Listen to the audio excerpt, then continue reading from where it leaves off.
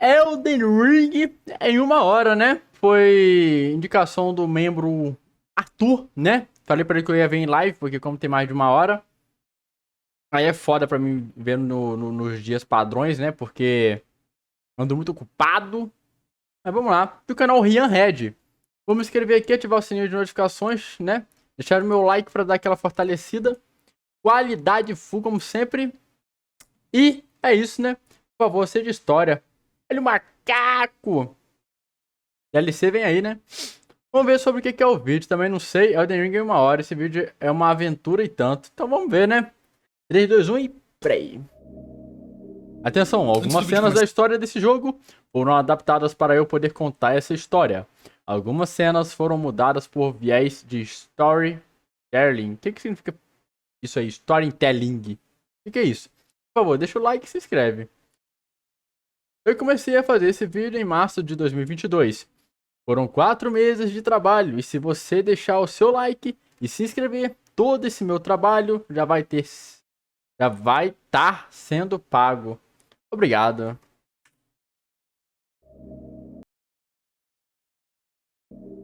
Vou corrigir se tiver Eu erro. quero deixar avisado aqui pra você que se você nunca assistiu ou nunca viu nada de Elden Ring, não se preocupa. Se você nunca nem teve nenhum contato com nenhum jogo da série de Dark Souls, eu vou fazer o máximo pra você conseguir entender tudo. E se você não quer tomar spoiler também, não tem o que temer, relaxa. E só pra completar, Elden Ring não tem nada a ver com nenhum jogo da série Souls. Ele é um jogo à parte, um jogo Então não vai contar a história não, velho. Se não vai ter spoiler, aparentemente, não sei.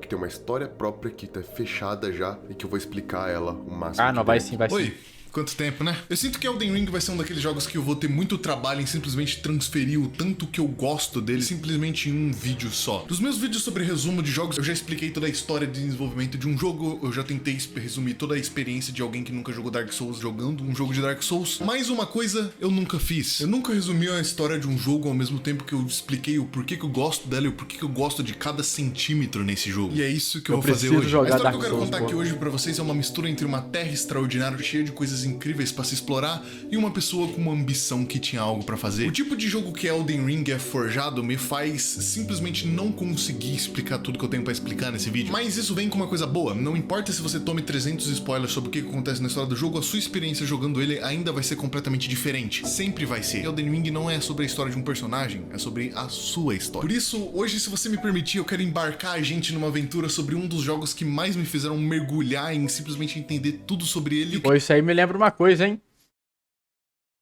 Oblivion Online é um MMORPG sandbox onde você cria sua história, né?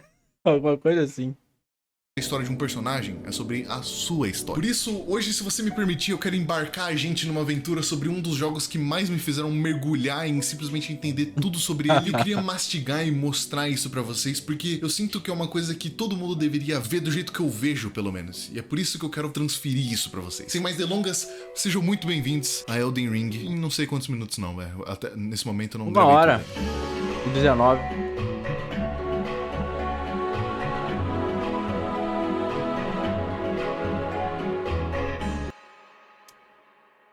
Vamos começar por onde a gente deveria. Todo jogo da From Software te deixa meio confuso no começo. Eles não te explicam muita coisa sobre o que tá acontecendo, sobre qual que é o seu dever, sobre o que você tem que fazer no mundo. Eles só meio que te jogam ali e você se vira. Quando você entra pela primeira vez, ele começa uma explicação com uma ceninha sobre um mundo de uma terra distante com personagens que você nem sabe quem são. E quando você tá vendo, você já tá dentro do jogo. E aqui onde tudo começa. Como todo bom jogo da série Souls, ele sempre te apresenta uma paisagem que é digna de um papel de parede do Windows. A gente já viu o que acontece lá em Fallout, né, velho? Pois é, eu preciso que alguém segure minha mão e me leve, velho.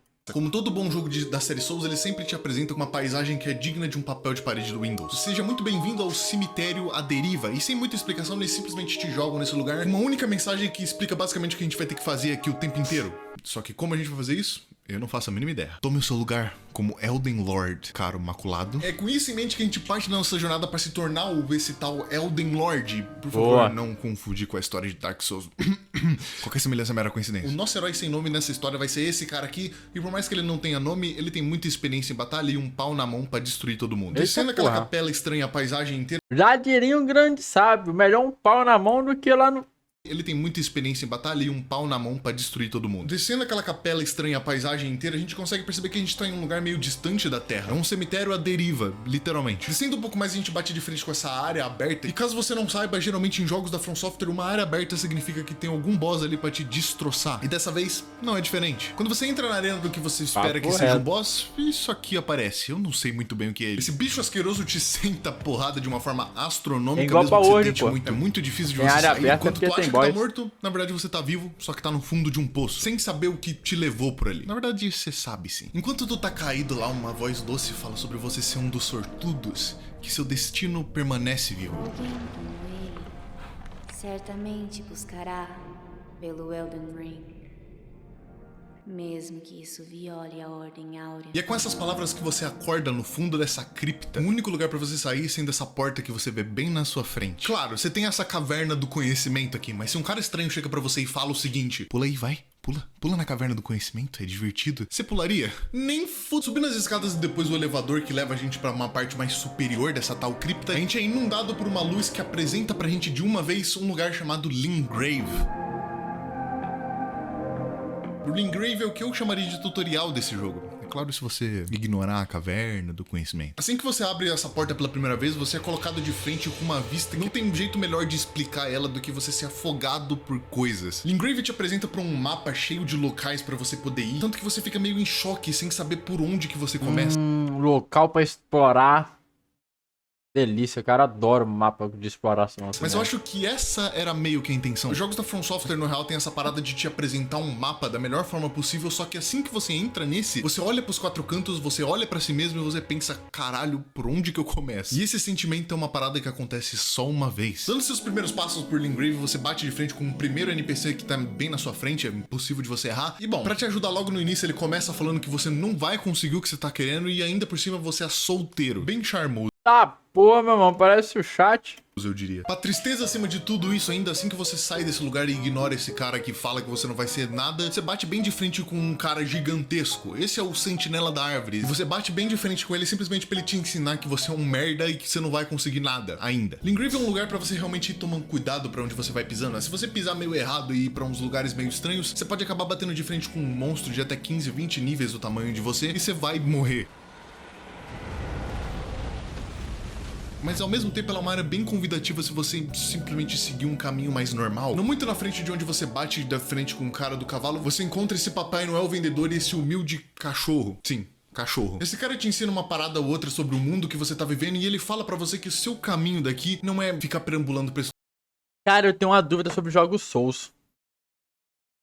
Que tipo, eu não sei, não, eu vou falar mais me referindo aos Dark Souls, tá? Onde eu já vi alguns react e tal, do pessoal reagindo ao pessoal jogando, ou então ao SMzinho trollando, enfim.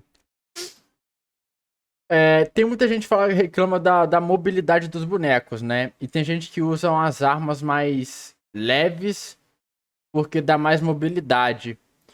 Porém, tem gente que fala que esse tipo de jogo é pra você ficar meio pesado mesmo.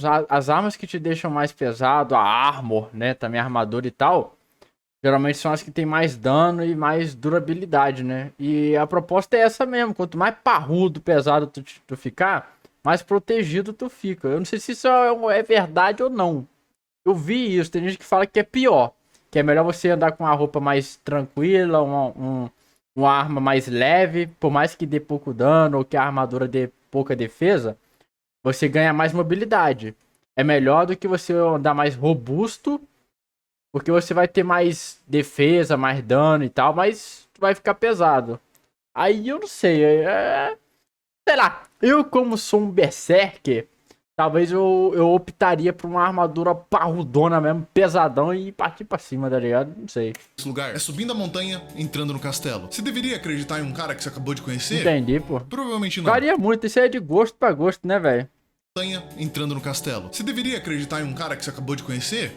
Provavelmente não, mas esse cara é o Drip. Seguindo desse lugar pra uma florestinha ali logo da frente, você toma esse deslumbre com essa pequena área do portão na frente de um castelo. E é ali que o marcador do mapa tá dizendo que a gente tem que ir. É na entrada desse portão que a gente também encontra quem que era aquela pessoa que tava falando com a gente quando a gente tava no fundo daquela cripta. O nome dela é Melina. A Melina é uma serva das donzelas do Dedos, que servem como tipo de grupo que ajuda as pessoas como o nosso herói dessa história, os Maculados, a irem atrás do Elden Ring. Porém, tem um pequeno problema. A gente não tem uma donzela dos dedos. E é essa hora onde ela oferece um acordo pra gente. Se me levar consigo em sua busca pelo Elden Ring, eu posso me passar por sua donzela e servir essa lacuna.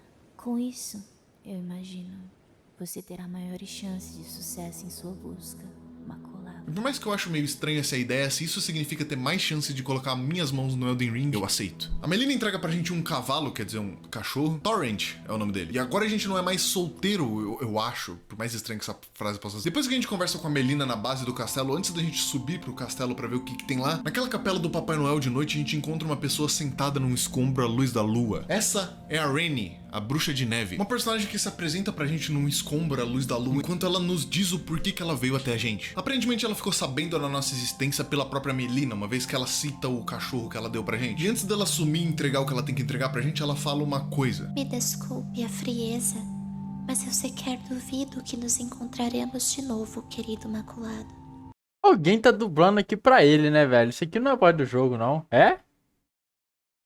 Mas eu sequer duvido que nos encontraremos. Uma coisa. Vou voltar Me aqui. desculpe a frieza, mas eu sequer duvido que nos encontraremos de novo, querido Maculado. Ah, Eu me entendi. pergunto, quanto tempo vai demorar até que os Maculados se cansem de obedecer os dois dedos e o grande desejo e finalmente comecem a caminhar pelo que eles próprios acreditam? Obedecer é... Tô ligado. Passando as escadas do castelo, subindo mais uma vez até o... Eita! dando meia volta, então, subindo um pouco aquela escada do castelo, a gente encontra uma arvorezinha dourada brilhando no meio do nada ali. Essas árvores são basicamente o item que deixa o nosso frasco de vida mais forte. Essas são as sementes douradas. Encontrar uma arvorezinha dessa brilhando mais pra frente no jogo é um suspiro de alegria, mas por enquanto é só uma coisinha legal mesmo. Na cabana tem uma garota. Não entendi muito bem. A árvorezinha é como se fosse a fogueira lá do Dark Souls? Checkpoint? O nome dela é Roderica. Ela foi guiada pelo aquele mesmo cara da máscara branca que chama a gente de solteiro, mas ela não tem coragem o suficiente pra subir até o castelo. Então ela pede que você leve a amiguinha dela junto com você e te entrega uma água viva fantasma. Eu vou levar ela. Fica tranquilo. Quando você vê ela ali daquele jeito, é quase... Você sementes, ela upa seus frascos de HP. Ah, quanto mais tu acha, mais o HP vai subindo, tipo isso? certeza que você Entendi. tem uma quest pra fazer com ela, mas isso não é uma coisa que a gente pode fazer agora, então eu só deixei ela ali. No fim da estrada você encontra um túnel que leva a gente pra talvez uma coisa meio importante, e é lá dentro onde a Melina explica mais um pouco do que a gente veio fazer aqui. Isso que a gente tá sentado agora é chamado de graça. A graça é o pedaço da árvore sagrada que a gente viu, e é também o que guia a gente pro nosso destino, pra chegar no Elden Ring. No momento, dentro do castelo Stormveil, o castelo que a gente viu, existe um portador de fragmento, um semideus, uma pessoa que herdou um dos fragmentos do Elden Ring depois que ele se despedaçou pela primeira vez. Entendi. E o que despedaçou o Elden Ring ali, o nosso personagem até esse ponto do jogo não sabe, mas foi uma guerra que aconteceu depois que a Marika, a rainha, a deusa dessa área, decidiu despedaçar o Elden Ring. Isso aconteceu depois que um dos filhos dela, o Godwyn, foi assassinado numa noite chamada de Night of the Black Knives. Se o cara que tá ali dentro tem um pouco do poder dele, quer dizer que outras pessoas têm, e eu preciso deles pra reconstruir o Elden Ring. Levantando dali e passando pelo portão, a gente encontra uma área aberta muito bonita que mostra o que é o castelo Stormveil pra gente, mas é claro, arena aberta. Significa que a gente não tá sozinho aqui. No topo daquele castelo a gente encontra um cara que tava guardando a entrada dele e que se apresenta pra gente como Margit, o Agouro. E ele é o primeiro boss que a gente vai ter que enfrentar. Essa batalha com Margit, pra mim, é uma das mais memoráveis por dois motivos. Porque ela te ensina e te arrebenta. O Margit, não ironicamente, tá ali justamente pra ser uma lição sobre o que é esse jogo aqui. Porque vai por mim, no momento que você chega nele, se você não souber, não tiver nenhuma experiência sobre esse tipo de jogo antes, você vai tomar um pau. E é justamente desse jeito pro jogo te explicar que não era pra você estar ali, pra você desistir de ir pra ali. O jogo é imenso, tem uma centena de áreas que você deixou pra trás e não explorou justamente porque você tava nessa de seguir o objetivo, seguir o ponto, sem pensar que você também tem que ficar forte no processo se você quiser vencer. Assim que a gente morre mais algumas vezes... Isso aí eu tô ligado, pô. Por isso que, cara, isso aí eu acho que eu vou me sair muito bem quando eu jogar algum Souls, cara. Porque que nem eu jogando Fallout, eu sou um cara que gosta de pegar os mobs e tal, eu gosto de um cara que... Eu gosto de farmar, tá ligado? Eu gosto de ficar lá batendo, eu não deixo um mob passar, meu irmão. Se der, eu mato tudo. pra ficar upando, tá ligado? Ganhar XP e tal. Por Margit, a Melina Eu gosto aparece de novo e fala explorar. que talvez a gente esteja realmente pronto pra essa jornada. E então, ela apresenta um lugar pra gente. A Mesa Redonda. Esse é o seu lugar de conforto em meio ao caos que é esse jogo. Em outras palavras, é aqui que você vai upar, comprar e conversar com vários NPCs e conhecer pessoas que também seguem os dois dedos e as donzelas dos dedos. Papo O líder reto. desse lugar aqui parece ser esse cara chamado Guidon. E ele apresenta pra gente o lugar. Mas ele fala que se a gente realmente quiser se tornar um membro da Mesa Redonda, a gente vai ter que lutar por Ih, isso. tábua Porque, por redonda aí, ó. enquanto, a gente é só um visitante. Ele Vou ser o também falou Gawain. o seguinte pra É gente. sec, meu irmão. Vou sair quebrando tudo. Derrube um Opa, deixa eu voltar aqui que eu Ele também tava falou falando. o seguinte pra gente. Se você quiser ser aceito, derrube um portador do fragmento e pegue a runa para si. Que só assim os dois dedos te aceitarão. Por enquanto você é apenas uma figura passageira. Tá bom então. Mãos à obra. E agora a gente tá finalmente livre pra seguir nesse mundinho, porque é claro, o castelo tá ali, mas tem muitos outros lugares com coisas pra fazer, coisas pra pegar, e é claro, morrer pra monstro. Em Lingrave você tem muito lugar pra vocês poderem explorar. Eu lembro que a primeira vez que eu joguei isso, eu fiquei muito maravilhado com a quantidade de coisa que Cara, aí a gameplay, eu assisti mais gameplay do SMzinho, cara, eu não sei. Porque o SMzinho também, um abraço pra ele, mas é horroroso também, né? Mas os mobs também são complicados pra caralho, não é, velho? Pra lidar com os mobs. Os boss já é difícil. Mas os mobs parece ser tão difícil quanto também, né? Dependendo da localidade que tu tá, né, velho? Os bichos têm um dano do caralho, né, velho? vocês poderem explorar. Eu lembro que a primeira vez que eu joguei isso, eu fiquei muito maravilhado com a quantidade de coisa que tem pra você Depende fazer. como Era lida. coisa de você tá andando por um canto aleatório do mapa, você encontrar uma portinha escondida e assim que você abre essa porta, você dá de cara com uma catafalco. Meu irmão, o SMzinho aí, ele vai pelado com o boneco pra cima do boss, cara. Porque ele não aguenta não, velho. Pra ele, o boneco tem que ter o máximo de velocidade possível, velho. Ou seja, se tiver sem armadura, velho, correndo rápido, já tá bom, velho. Fora do mapa, você encontrar uma portinha escondida e assim que você abre essa porta, você dá de cara Aí o pessoal fica puto com ele, porque aí ele fica pelado, tá ligado? Com o boneco pelado, lutando com o boss, aí ele leva um tapa só e morre. Caralho! Um hit só eu já morri? Pô, mano, tá pelado, tá sem armadura, tá sem porra nenhuma. É impressionante, cara. Ah, mano, o SMZ é muito bom, cara, na moral. Ele é muito foda, velho. eu fiquei muito maravilhado com a quantidade de coisa que tem pra você fazer ali. Era coisa de você tá andando por um canto aleatório do mapa, você encontrar uma portinha escondida e assim que você abre essa porta, você dá de cara com uma catacumba profunda que às vezes tem um boss muito foda e às vezes meio merda, mas tem seu charme. O Alan Explorador, Eu acompanho o Alan desde a época do Electronic Design lá também, tá ligado? Há muito tempo já. E inclusive as séries de The Last of Us eu acompanhei por ele. O Alan é lutinho. O Alan é lutinho, velho. Todo jogo que ele joga assim tem um mundo grande assim de exploração, ele explora tudo, velho. Muito foda e às vezes meio merda, mas tem seu charme. A exploração desse jogo é uma parada que Até te na afoga. época do... Eu acho que essa é a melhor forma de colocar ele isso. fazia Só nesse muito... primeiro mapa você tem ilhas, florestas, lugares, túneis, escombros Amnésia, pra você poder explorar e explorava muita pra coisa caralho pra também. você ver e fazer. Cada lugarzinho que você passa por ali te instiga em procurar o que tem nele, qual que é a sacada dessa parte do mapa, porque todo mapa tem uma sacada e todo mapa tem uma coisinha diferente do outro. Tem umas paradas, por exemplo, como alguns escombros gigantescos que você encontra no meio do mapa, que eu não sei ainda o porquê que serve, ou algumas arenas inteiras que são completamente fechadas e que só basta a sua imaginação ficar preenchendo qual que era a utilidade daquilo ali e por que você não pode entrar. E é nesse primeiro mapa que a gente tem um encontro inusitado com um cara. Aí entra os easter eggs. Será que algum easter egg que a pessoa tem que desvendar ali, fazer alguma coisa aí que alguém ainda não descobriu pra poder ter acesso a isso daí? Ou pode ser DLC, né, velho? Que vão lançar ainda algum patch aí que vai liberar essa área aí, mano. Não sei. Utilidade daquilo ali e por que você não pode entrar. E é nesse primeiro mapa que a gente tem um encontro inusitado com um cara ainda mais inusitado. Let me solo here. Tem alguém aí? Step brother, I'm stuck. Acontece que quando você chega nesse sinal de ajuda que alguém tá pedindo, você encontra um fodendo ser humano pote humano, pote monstro, preso no mesmo lugar. Esse cara aí, Eu sou Alexander Punhos de Ferro. um guerreiro muito simpático que a gente encontra e que tem esse formato muito fofo de um pote humano. Eu ouvi dizer que além do mar de sangue e morte em Kylid, no Castelo da Juba Vermelha foi anunciado que um festival começaria em breve. Você deveria participar disso. Você me parece um guerreiro forte. Vai ser divertido. Castelo? Kaelid? Festival? Parece interessante, eu vou tentar aparecer por aí, Potboy. Esse é um dos meus personagens favoritos desse jogo. Que cara carismático. Esse é o tipo de coisa que você encontra enquanto você explora por esse jogo. Alguns caras que são extremamente carismáticos e outros que nem tanto. Que tu tinha que estar em todo santo jogo seu. Esse tipo de surpresa é muito comum de você encontrar nessas dungeonzinhas. Essas dungeonzinhas, por assim dizer, sempre tem uma surpresinha, mesmo que às vezes não seja tão agradável, vai. É, legal esse jogo, né? Esses baús são uma parada muito única nesse jogo e que você fica realmente muito surpreso quando você encontra um deles, porque eles podem simplesmente te teleportar pra outro canto do mapa e toda vez que isso acontece é uma parada muito mágica e muito absurda, quando não é traumático, eu poderia dizer. Você é teletransportado pra um mundo obscuro dentro de uma mina de mineração pra você simplesmente sair correndo dali com medo de todo monstro e dar de frente com nada mais nada menos que Kaelid.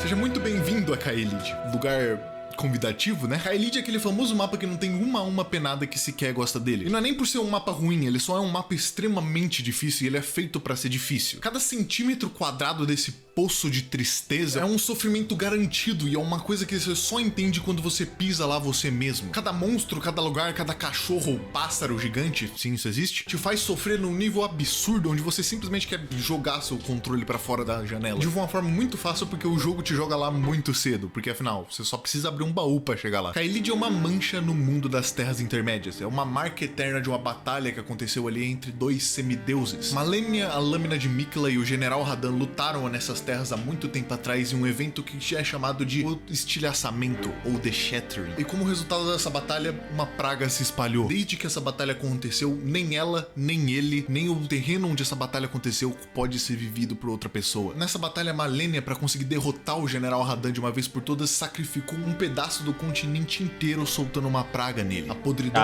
escarlate. Uma doença que se alastra, se espalha, destrói e corrói tudo que vê pela frente e não tem nada que você possa fazer quando você pega uma dessa. As únicas coisas que restaram aqui são as pessoas que são contaminadas por essa praga e, é claro, o que restou do General Radahn. Radahn foi atingido pela podridão escarlate, mas por causa dele ser um semideus, isso não acabou matando ele, mas transformou ele em um zumbi que caminha pelos campos de batalha daquele dia até hoje. Imparável, imortal. Ih, então tu enfrenta ele, velho. Fudeu. Pra sair daí tem que matar essa desgraça. A gente apanha de quase tudo que a gente encontrar por aqui, e se a gente for pego por essa podridão, a gente morre praticamente segundos, mas essa área é muito importante pra gente poder avançar no jogo. Tem muitos itens importantes aqui, incluindo essa espada que vai ser muito útil pra gente no decorrer do tempo. Mas fora isso, é bom a gente saindo daqui, porque não é tipo aqui... isso aí, ó. Uma espada grande essa aí, ó. Deve ser uma lentidão pra dar um hit. Dessa espada mas deve que vai ter ser dano, muito útil tá ligado? pra gente decorrer do tempo. Mas fora isso, é bom a gente saindo daqui, porque não é aqui que é pra gente estar no momento. E é aí que entra a mágica desse tipo de jogo mundo aberto. Vão existir áreas que você não vai conseguir entrar logo de primeira. É praticamente suicídio entrar. Você vai entrar e você vai apanhar e você vai ter que fugir dali. E é por isso que o jogo logo de cara já te apresenta um monte de locais que você pode ir antes de mesmo de você poder escolher eles. Eu acho que a melhor representação que a gente tem disso é justamente esse elevador que a gente encontra no meio do nada e que se a gente pisar, a gente leva pra uma área completamente nova embaixo do mapa, escondida, sem nenhum tipo de aviso, sem nada. É extremamente ignorável e isso é muito legal. E é por isso que a nossa próxima parada é um mapa que ficou largado pra trás na hora que a gente foi em Limgrave, que pessoalmente é um dos meus favoritos porque ele é muito bonitinho e é muito lindo de ver. Cruzando uma ponte depois de uma fortaleza que a gente passa pra trás de Limgrave, a gente é apresentado com esse lugar. Esse, meus amigos, é a Península das Lágrimas, a nossa próxima parada. Lugar bucha.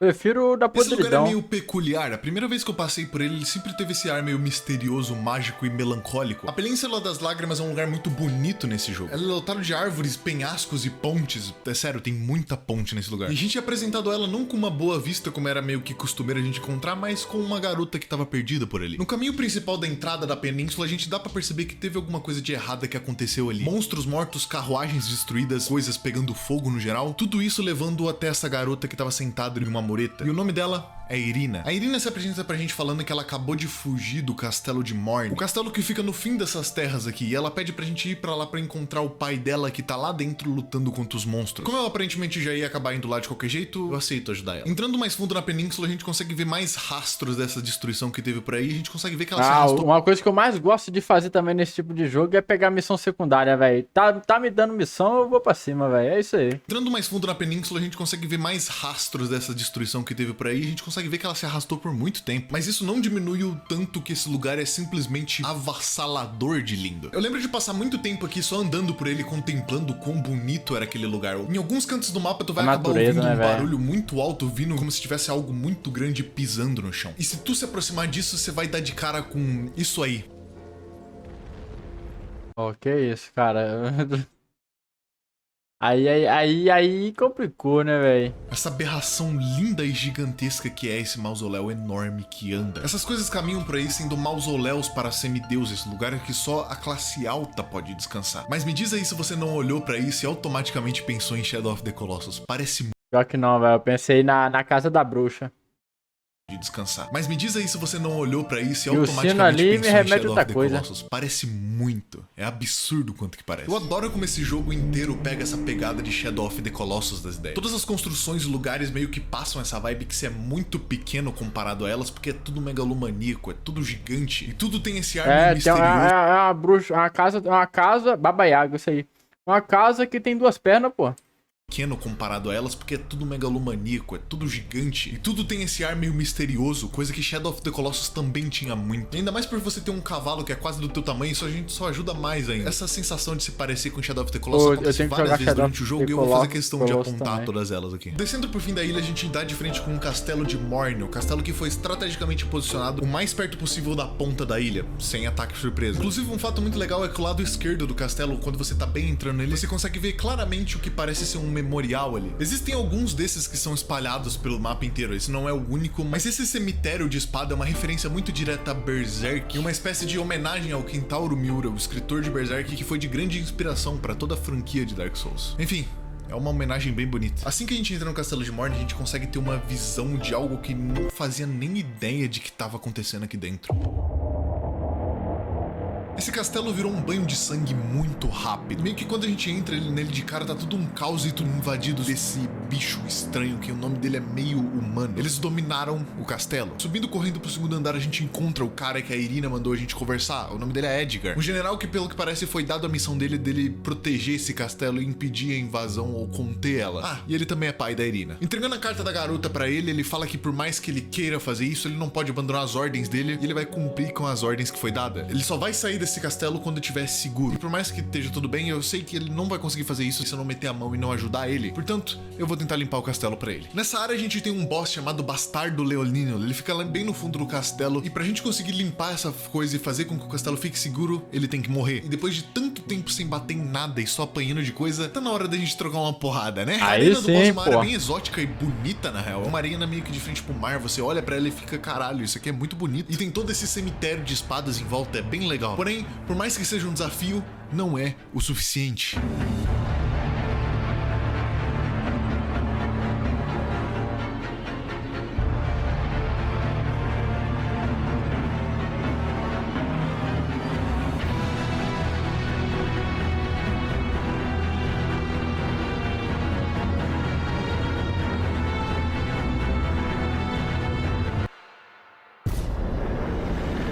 Depois que o Bastardo Leonino é derrotado com um castelo limpo de uma vez, uma coisa que a gente não esperaria que fosse acontecer é que fosse tarde demais.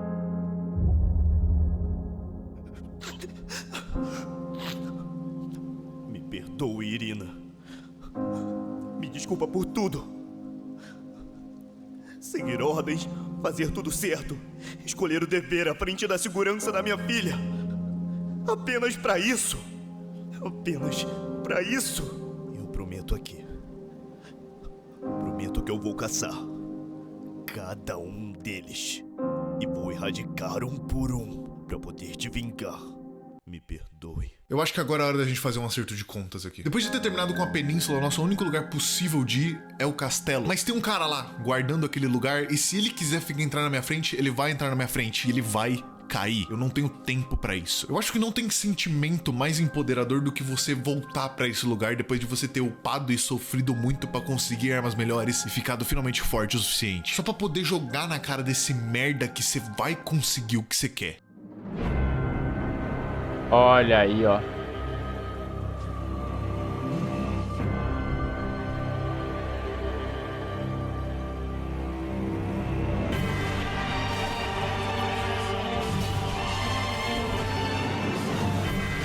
Zerando é Elden Ring na faca.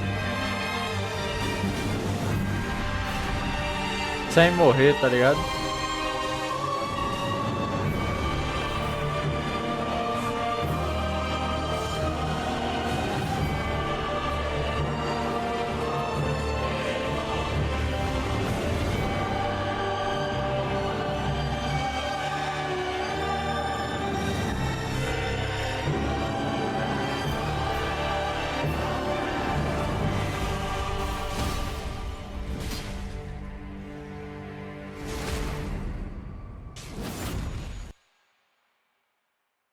Com a morte do Margit, nosso caminho pro castelo tá cada vez mais perto e cada vez mais limpo. Subindo as escadas e chegando no portão do castelo, um cara puxa a gente de lado e começa a conversar com a gente, falando que se a gente quiser invadir o castelo, a gente vai ter que fazer isso pelas portas dos fundos, porque entrar pela frente é praticamente morte na certa. E bom, é pra lá que a gente vai. Se tem uma coisa que eu aprendi nesse jogo é confiar em estranhos. Muito obrigado, Elden Ring. O castelo de Stormveil é um lugar traiçoeiro e preparado pra te pegar assim que você estiver distraído. Os guardas do castelo estão intocados em todo quanto, só esperando pra poder te atacar na melhor hora possível. Eles estão em volta do castelo inteiro porque no fundo dele, bem no meio, é onde o Godric tá. Eu acho o Stormveil Castle uma das poucas vezes que você vai nesse jogo ter um gostinho do que é Dark Souls de novo. Aqueles corredores de castelos claustrofóbicos que você vai poder se perder muito lá, que se você dar um passo errado, você vai morrer. Quase que uma lembrança de, sei lá, Saints Fortress do Dark Souls 1. É sério, se você dar um passo errado aqui, você pode bater de frente com um grupo de inimigo que vai simplesmente te estraçalhar, ou até pássaros que também vão tentar te matar. Isso mesmo, pássaros. Essa merda aqui é um dos bichos mais malditos desse jogo e... Esse castelo tem diversos perímetros e coisas bem estranhas guardadas nele, como fico por exemplo sem palavras isso aqui, não, velho. que eu acho que já é estranho o suficiente. Mas é só depois de passando por todos os tipos de desafios e obstáculos e, olha, um potboy, que a gente chega no portão pra finalmente bater de frente com Godric the Golden. Eu simplesmente sou apaixonado pelo design grotesco desse monstro. Godric é um merda, sem a mínima moral que ele tem. Depois que ele foi derrotado pela Malenia na maior guerra que teve nessas terras, o The Shattering, ele implorou pela vida dele e assim que ele conseguiu sair com vida dele, ele começou a usar essa arte do enxerto dessa runa que ele recebeu pra poder colar um monte de maculados nele, pra ele tentar chegar o mais perto possível de ser um deus. Só que ele é um merda, ele não é ninguém. Ele colou um monte de gente simplesmente pra tentar se tornar um pouco mais forte, porque ele sabe que ele não tem poder nenhum pra ser nada, nem bater de frente com ninguém. E o resultado é um monte de carne fundida que forma um guerreiro. Um detalhe importante que passa batido nessa batalha com muita gente é que na música que ele toca enquanto você tá na batalha dele, existem vozes que xingam o Godric diretamente. Aleijado, covarde, ditas em latim e talvez referenciando essa coisa que ele fez, que é grudar um monte de gente nele pra ele se tornar mais forte. Ô, louco.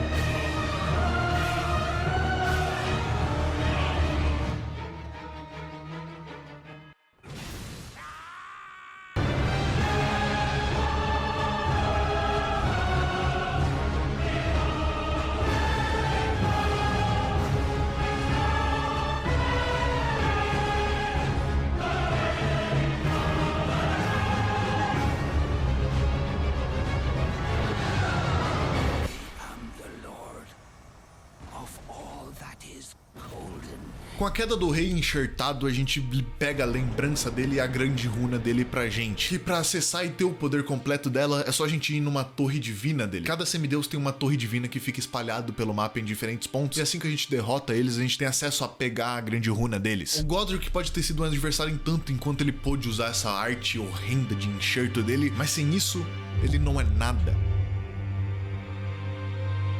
Saindo dali, a gente encontra a sala do trono dele, que a gente pode sentar pra dar uma relaxada à la Resident Evil 4. Porém, eu acho que depois de tanta coisa que a gente passou em volta dessas terras em tão pouco, tá na hora da gente voltar pra mesa redonda. Voltando pra lá, depois de ter derrotado o nosso primeiro semideus, o Sir Gideon apresenta a gente ao lugar de verdade. Você de fato recebeu a graça dos 2 dedos, então, como prometido, eu te devo as minhas boas-vindas. Agora você é o mais novo membro da mesa redonda. Eu sou o Sir Gideon. E eu busco consumir todo tipo de conhecimento para me tornar o Senhor da Sabedoria. Fique à vontade para conversar com os membros da mesa redonda. Sinta-se em casa. E quando você for para Liurnia dos Lagos, talvez você queira falar com Rainy. Agora que a gente é um membro de verdade da mesa redonda, a gente tem acesso a um monte de coisa, incluindo os 2 dedos que talvez possa guiar a gente nessa caminhada de verdade agora. Eles também liberam pra gente poder usar as lembranças de semideuses pra poder conseguir craftar armas usando a alma deles, o que é bem legal se você não parar pra pensar que essas armas são meio que armas vivas. No mundo de Elden Ring, nada morre de verdade, as coisas sempre voltam pra árvore de alguma forma. E essas lembranças são como a forma de vida desses semideuses que voltariam pra árvore, voltariam a ser pessoas se eu não tivesse roubado e transformado em arma, né? Se fuderam, otários. E agora que a gente é um membro de verdade da mesa redonda, eu quero trazer alguém de volta pra cá. Vem, Roderick, eu achei uma casa pra você. Continuando nosso caminho, a gente é deparado logo de cara com uma imagem muito linda, que é um cartão postal desse jogo. Liurnia dos Lagos.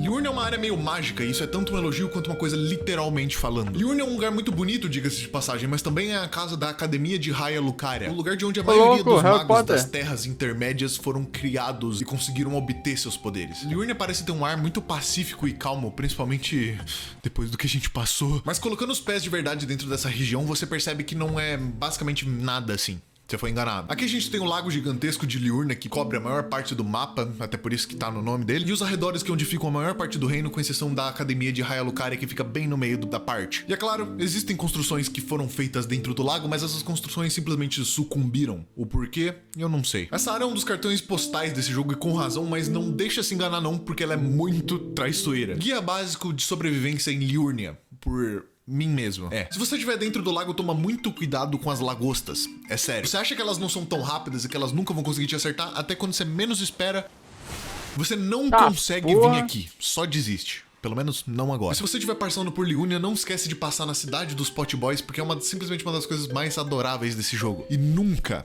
jamais, pelo bem da sua sanidade mental, mate a tartaruga papa. Não importa se pegaram uma arma e apontaram na cabeça da sua família, não mate a tartaruga papa. Você vai se arrepender até o último dia da sua morte. Nosso objetivo em Liurnia atualmente, além de passar... Não!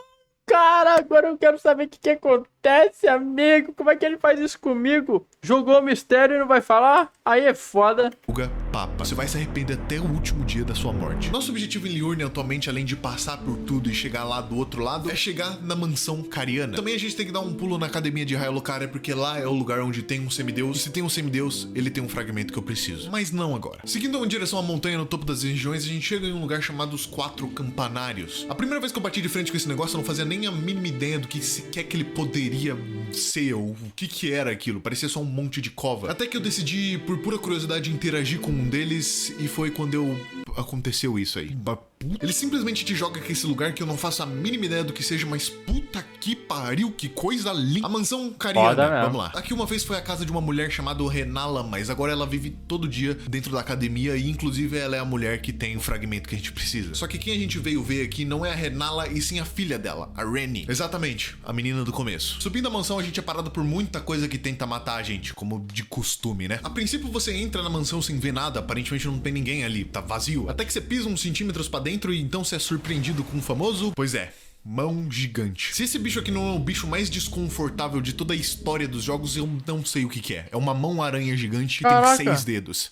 6 dedos. Essa mão é um bagulho meio bizarro que fica aí se escondendo por aí e se enterrando no chão pra te pegar completamente despercebido. Subindo o castelo a gente dá de frente com uma área aberta que é bem bonita, por sinal. Uma batalha com a Cavaleira Real Loretta. Isso é o espírito dessa cavaleira que tá ali pra proteger, seja, sei lá, a Rennie. Mas de qualquer forma, é inútil contra a gente. Depois de derrubar a Loretta, a gente tá finalmente livre pra poder falar com a... Claro que tinha que ter um dragão, mano. A gente chega finalmente na Torre Pedrilhante. A casa de ninguém mais, ninguém menos que Rennie, a bruxa nevada. Quando a gente vai falar com a Rennie, ela se apresenta pra gente agora com um pouquinho mais de classe, eu diria. Ela pareceu com pouca fé sobre o nosso potencial, mas depois de derrubar um semideus, eu acho que essa dúvida foi pro ralo, né? A bruxa Rennie se apresenta pra gente e fala que tem um plano pra poder reparar o Elden Ring, mas esse plano... consiste em trazer pra mim um artefato que eu preciso.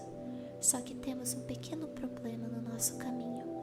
Esse artefato está preso dentro de uma cidade. Uma cidade que nem eu nem você tem acesso. Mas tem um jeito de chegar. O festival é essa chance, caso você... Pô, mas o jogo é foda, hein, velho? O jogo... É porque ele parece estar jogando no gráfico baixo, né, velho? Até porque dá pra ver uns pontilhados ali muito esquisito na textura dos personagens, tá ligado?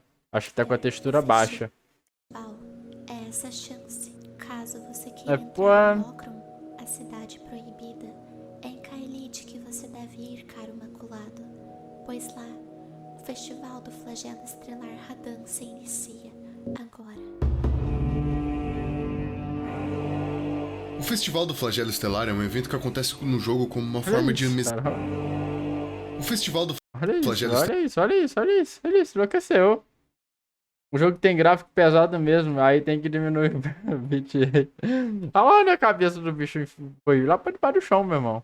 Estelar é um evento que acontece no jogo como uma forma de misericórdia até. Esse festival consiste em juntar dezenas de guerreiros das melhores regiões desse lugar para batalhar com Radan, o flagelo estelar. Ou pelo menos o que sobrou dele. Radan tá morto há muito tempo, mas o corpo dele se recusa a cair por causa do poder de um dos fragmentos do Elden Ring que ele tem. Uma grande runa. Radan era um dos filhos da Renala, uma das feiticeiras que ficavam na academia de Raya Lucaria. E por causa do tamanho do poder que o fragmento dele tinha, ele conseguiu crescer de um tamanho inimaginável e conseguir dominar o poder da gravidade. Poder esse que ele usou não só para poder conquistar e dominar, como também proteger as terras intermédias de asteroides e também conseguir andar no cavalinho dele que ele tinha desde quando ele era infância, o Leonard. Uma vez que ele consegue alterar a gravidade dele, fazendo assim ele ter menos peso. Olha pra isso aqui. Você acha que ele tá sofrendo? Na verdade ele tá muito de boa. Depois que a grande praga se espalhou por Caelid, tudo que sobrou do Radan, o flagelo estelar, é esse corpo zumbificado que fica andando pelos campos de batalha procurando qualquer coisa pra matar. O festival é justamente feito pra você poder tentar dar um fim em Radan. O festival acontece no Castelo Juba Vermelha, que fica bem na ponta de Caelid, que é muito traiçoeiro de você chegar até lá. Chegando lá, você encontra várias pessoas que estão ali prontas pra poder batalhar contra Radan, e uma delas é o Alexander. Ah, é claro que eu te encontraria aqui, amigão maculado. Sabia que você não recusaria uma oportunidade dessas de participar desse festival. Além do mais do que a sua prova de força contra ninguém menos que o próprio General Radan. Eu espero que levemos a melhor nessa batalha, amigo. O General, por mais que não seja mais o mesmo, ainda é extremamente poderoso, né? Nesse lugar você também encontra o Blight, que é um homem-lobo que é um servo fiel da Ranni. Meio difícil de você entender o que se passa com ele, mas ele é o guardião da Ranni. Ele é como se fosse uma espécie de sombra dela, que significa que ele é um guardião que nunca vai trair ela de jeito nenhum. Ele é quem protege e ele é quem faz o trabalho sujo pra ela também. Uma das primeiras vezes que a gente encontra ele é na torre da própria Ranni, e ele tá lá porque ele também tá procurando uma entrada pra cidade que a gente quer entrar. E agora que o festival começa. Com o começo do festival, o chefe que organiza ele faz a gente descer uma escada que leva a gente direto pra um campo aberto, onde finalmente a batalha com Radan se inicia. Batalha com esse cara é uma parada que é simplesmente linda, mano. Ele é sem dúvidas o melhor chefe desse jogo. Ele é muito difícil, ele é muito foda de você lutar contra ele. Porque todo momento que você luta junto com os cabas doidos ali, velho? O melhor chefe desse jogo. Ele é muito difícil, ele é muito foda de você lutar contra ele. Porque todo momento que você tá lutando contra ele, batendo nele, morrendo pra ele, você fica, caralho, isso aqui é muito foda. Todos os movimentos dele, todos os ataques dele são muito bem feitos. Na batalha contra ele, você pode summonar 5, 6 fantasmas pra ir todo mundo contra o Radan. E o tanto que você precisa de muitas pessoas pra poderem lutar contra esse único homem que era muito forte.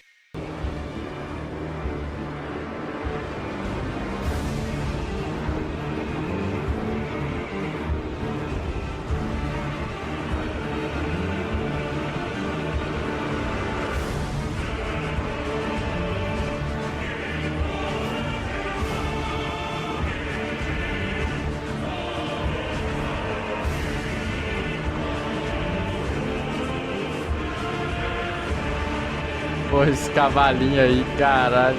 Você vê ele, por mais que ele esteja completamente destruído e morto, ele luta com a única força que resta dele. Até que você, finalmente, coloca um fim nisso.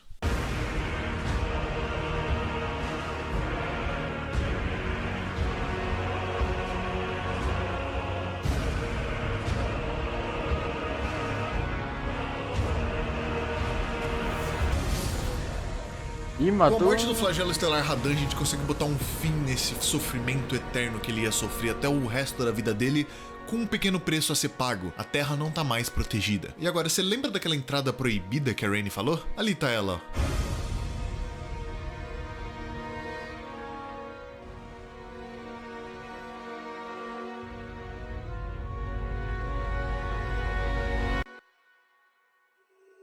No fim da batalha a gente encontra o Alexander e o Blight no campo de batalha sobre o que acabou de acontecer. O Alexander tá meio ferido por conta da batalha, mas ele fala que a gente não precisa se preocupar com isso porque ele consegue se reconstruir. E é só esperar que ele vai voltar cada vez mais forte como o guerreiro que ele é. Eu confio em você, Alexander. Boa. Isso aí, vivo, mano. Tá? A gente se encontra mais tarde. Enquanto o Blight diz que agora que o meteoro caiu, a gente consegue finalmente ter uma única chance de tentar entrar nessa cidade proibida. E é pra lá que a gente vai. Descendo a cratera formada pelo meteoro do Radan, a gente consegue encontrar um lugar que antes estava escondido e selado do mundo inteiro. Ninguém tinha acesso a esse lugar que a gente acabou de abrir, mas agora a gente tem. Essa é Nokron, a Cidade Eterna, casa de uma civilização que um dia foi exilada das terras intermédias para debaixo da terra e impedida de ver o céu novamente. Caralho, me lembrou Berserk isso aí também, hein? Aquele buraco lá que falaram que lá embaixo tava o povo, né, e tal, da antiga civilização lá. As estrelas, a cidade exilada, banida e proibida, bem na nossa frente.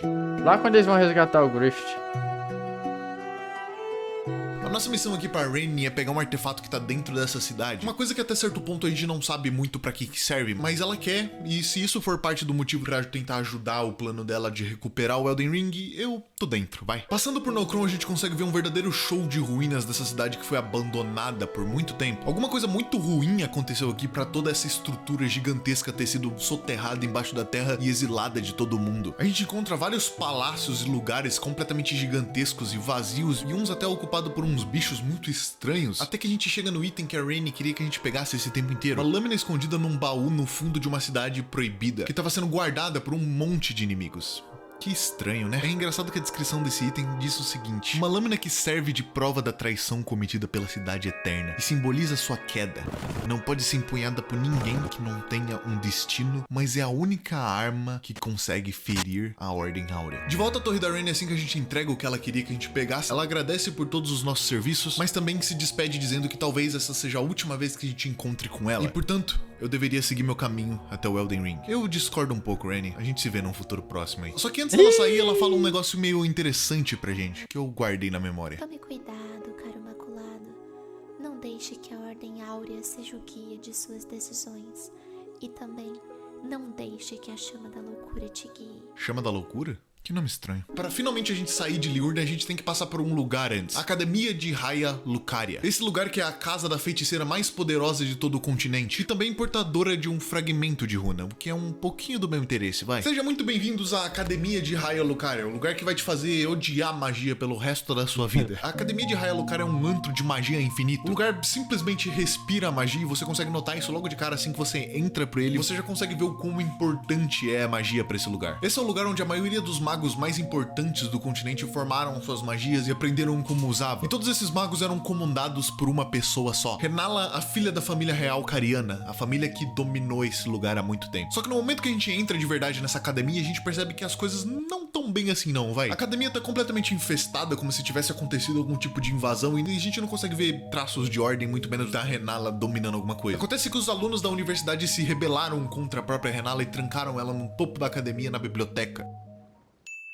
Então quando você pisa seus tava pés olhando lá, pra você esquerda, encontra todos pô. os alunos e todas as pessoas que habitavam aquele lugar, dominando cada área e sala daquela academia gigantesca. Andando por esse mapa inteiro é meio que familiar e meio estranho ao mesmo tempo, quanto que ele parece meio que uma parte tirada direto de Bloodborne. Essa parte ela tem todo um visual muito gótico por ser uma academia de magia. E eu acho que se a ideia deles era criar um mapa que lembrasse um pouco de um dos jogos anteriores dele, deu muito certo, porque parece bastante. Subindo as É do mesmo autor, né, velho?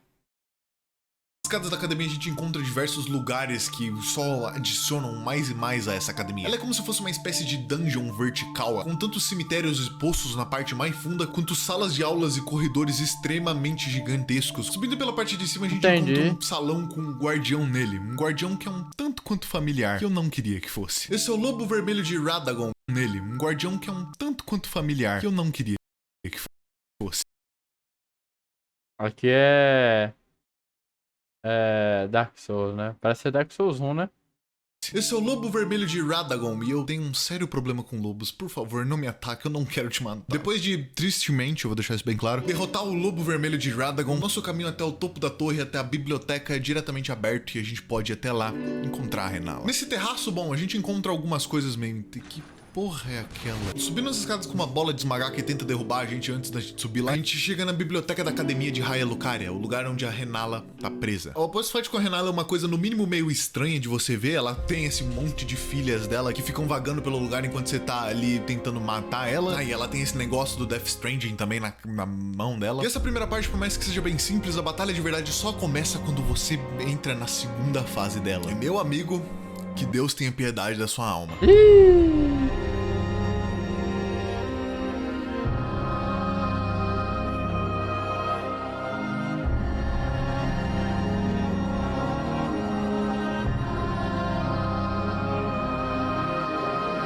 Aí me lembrou Bloodborne, hein?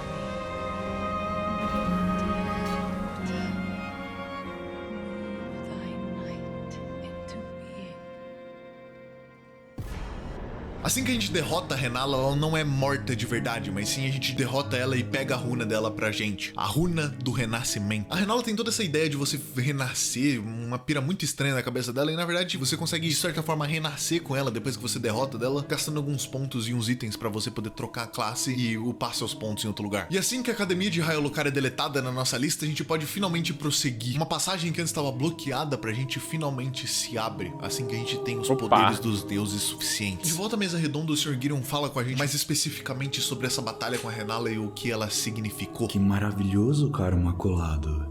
Com a Renala derrotada, você tem o poder suficiente para fazer o seu caminho ao platô. Os dois dedos não poderão mais te interromper quanto a isso. Por favor, faça sua jornada até a capital. Encontre o Elden Ring. Pode deixar, Sr. Gideon. Elden Ring. É o que eu vou fazer. O Elden Ring tá muito perto. Ao noroeste da academia, a gente chega em um lugar que dá de frente com um grande paredão. Olhando ele de longe, parece um tanto quanto intimidador. Você perto dele é como se fosse uma bulguinha minúscula. Mas entrando dentro desse paredão, a gente percebe que ele não é uma parede, e sim um elevador. Um elevador que a gente não poderia usar até que a gente tivesse poder o suficiente.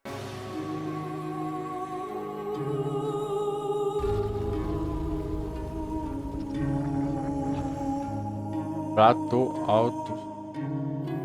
Seja muito bem-vindo ao Platô Altos. Esse campo aberto e amarelado é o nosso último estágio até chegar na capital e finalmente colocar as minhas mãos no Elden Ring. O platô é uma região interessante, principalmente aos arredores da capital, que mostram a quantidade de marcas de batalha que tiveram naquele lugar, que é talvez alguns resquícios de quando tentaram invadir a cidade. Existem algumas vilas e lugares ao redor da capital principal que habitam algumas pessoas que talvez não foram abençoadas pra poder entrar lá, e algumas são bem peculiares, eu vou falar a verdade. Essa área inteira é meio que um reflexo de quão protegida essa cidade é pra parecer que é. Tem guardiões que estão prontos pra poder derrubar você de qualquer jeito que você tente entrar lá, e na verdade tem duas rotas de entradas que a gente pode tomar aqui. A porta da frente, o que seria praticamente suicídio nesse ponto, já que tudo lá é guardado por pessoas e coisas que estão prontos pra te parar, e vamos combinar que invadir pela porta da frente também não é uma boa ideia, né? E tem outra entrada depois de dois gigantes com arco e flecha no fundo da cidade. Lá é a nossa melhor chance pra poder entrar na cidade, só que essa entrada tá guardada por um sentinela. Mas ainda assim, é a nossa melhor entrada, então é pra lá que eu vou. Um pouco antes da gente seguir viagem pra entrar de vez na nossa cidade, a Melina para a gente de novo pra poder conversar um pouco, depois de bastante tempo. Dessa vez ela veio explicar um pouquinho mais sobre o mundo dela e o que ela veio fazer aqui. Só mais um pouco. Estamos quase na Tervore. Assim o nosso acordo estará completo. E poderemos nos separar, Maculado. Eu nasci no pé dessa árvore. E voltar a ela depois de tanto tempo é como completar o meu destino. A missão que foi dada a mim. De qual destino ela tá falando? Eu não faço a mínima ideia. E na verdade, a gente passa esse caminho inteiro, essa jornada inteira que a gente faz em Elden Ring, sem nem fazer ideia de quem que ela é ou o que que ela pretende fazer. O que a gente sabe sobre a Melina, num geral, é que ela tá ali pra poder auxiliar a gente, porque a gente tem objetivos em comum. A Melina é sempre essa pessoa muito misteriosa que aguarda pela gente, mas a gente não faz a mínima ideia de quem que ela seja. Toda a existência dela é muito vaga. E a única pessoa que talvez tenha algum conhecimento da existência da Melina, que talvez saiba quem ela é, de todas as pessoas que eu já conversei na minha jornada, é a Rennie, que menciona o Torrent, o cavalo que a Melina dá pra gente. Nasceu ao pé da árvore, a mãe dela deu o propósito dela e ela tem que voltar pra cumprir esse objetivo. A gente não faz a mínima ideia do que isso significa, mas eu acho que a gente vai saber o que é esse destino muito em breve. Subindo pra uma das entradas da Grande Muralha, a gente consegue ver o quanto que essa área foi destruída pela guerra que teve aqui perto. Essa área muito provavelmente ficou assim depois do acontecimento da Guerra do Despedaçamento, ou The Shattering. Quem despedaçou o Elden Ring foi uma pessoa chamada Marika. Ela é a rainha dessas terras, a deusa mais que controla todo mundo, e ela também faz parte da Ordem Áurea. A Ordem Áurea é uma ordem de guerreiros que comanda as terras intermédias, e essa ordem de guerreiros cultua um deus maior, o Grande Desejo. E esse Grande Desejo é o responsável que criou a Tervore, que criou essa árvore gigante que eles criam toda a sua sociedade em volta. Por algum motivo ela entrou no Elden Ring um dia e simplesmente decidiu despedaçar ele. E esse despedaçamento foi o que causou causou a guerra do The Shattering. Seguindo a estrada pro caminho da esquerda da estrada principal, a gente encontra um portão que tá guardado pelo tal sentinela que a gente tinha visto. Mas nesse ponto da história não tem nada que sequer pare a gente de conseguir o que a gente quer de uma vez. Eu não sei o quanto vocês têm noção de quão poderoso o personagem principal tá nesse ponto do jogo. Ele é um ser que carrega mais de 3 pedaços de grande runa. Não existe quase nada que consiga parar ele de uma vez. E é exatamente isso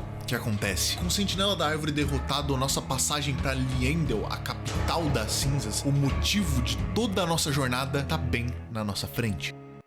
A capital é apresentada pra gente com alguns corredores estreitos e fechados, algumas pessoas largadas em alguns cantos, nada muito extravagante. Assim que a gente entra pela sala de trás e encaminha até uma graça pra dar uma descansada, a Melina aparece de novo e fala com a gente mais uma vez. Ela diz que agora ela vai partir pro propósito dela e que agora ela consegue também se movimentar sozinha naquele lugar. Mas ela também fala uma parada que é interessante, que é legal de marcar. Eu não tenho dúvidas de que você se tornará o Elden Lord.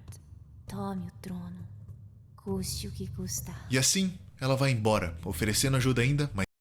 Pô, parece até aquelas personagens que quer que você conclua seu objetivo pra ela se beneficiar disso de alguma forma e ela se tornar a vilã final do jogo, tá ligado? livre agora. E é assim que é apresentado pra gente Liendel, a capital das cinzas. A primeira vez que é apresentado esse lugar pra gente é apaixonante. Eu acho que essa é a palavra melhor pra se colocar. Durante toda a nossa jornada a gente olhava pra Liendel, a capital no pé da árvore, como uma parada quase que mística, quase que inalcançável, como um exemplo de uma cidade perfeita. Em toda a história de Liendel não existiu nunca uma pessoa impura que conseguiu entrar na cidade. Ela era impenetrável e é por isso que todos os campos de batalha ao redor dela estão completamente esburacados, porque muita gente tentou entrar. Pra gente mesmo conseguir entrar, a gente teve que derrotar vários semideuses pra conseguir ser imparáveis ao ponto de conseguir entrar lá dentro. Mas é claro, com exceção de uma vez. Quando a gente chega lá, o que a gente encontra é, bem, o oposto disso. Capital real.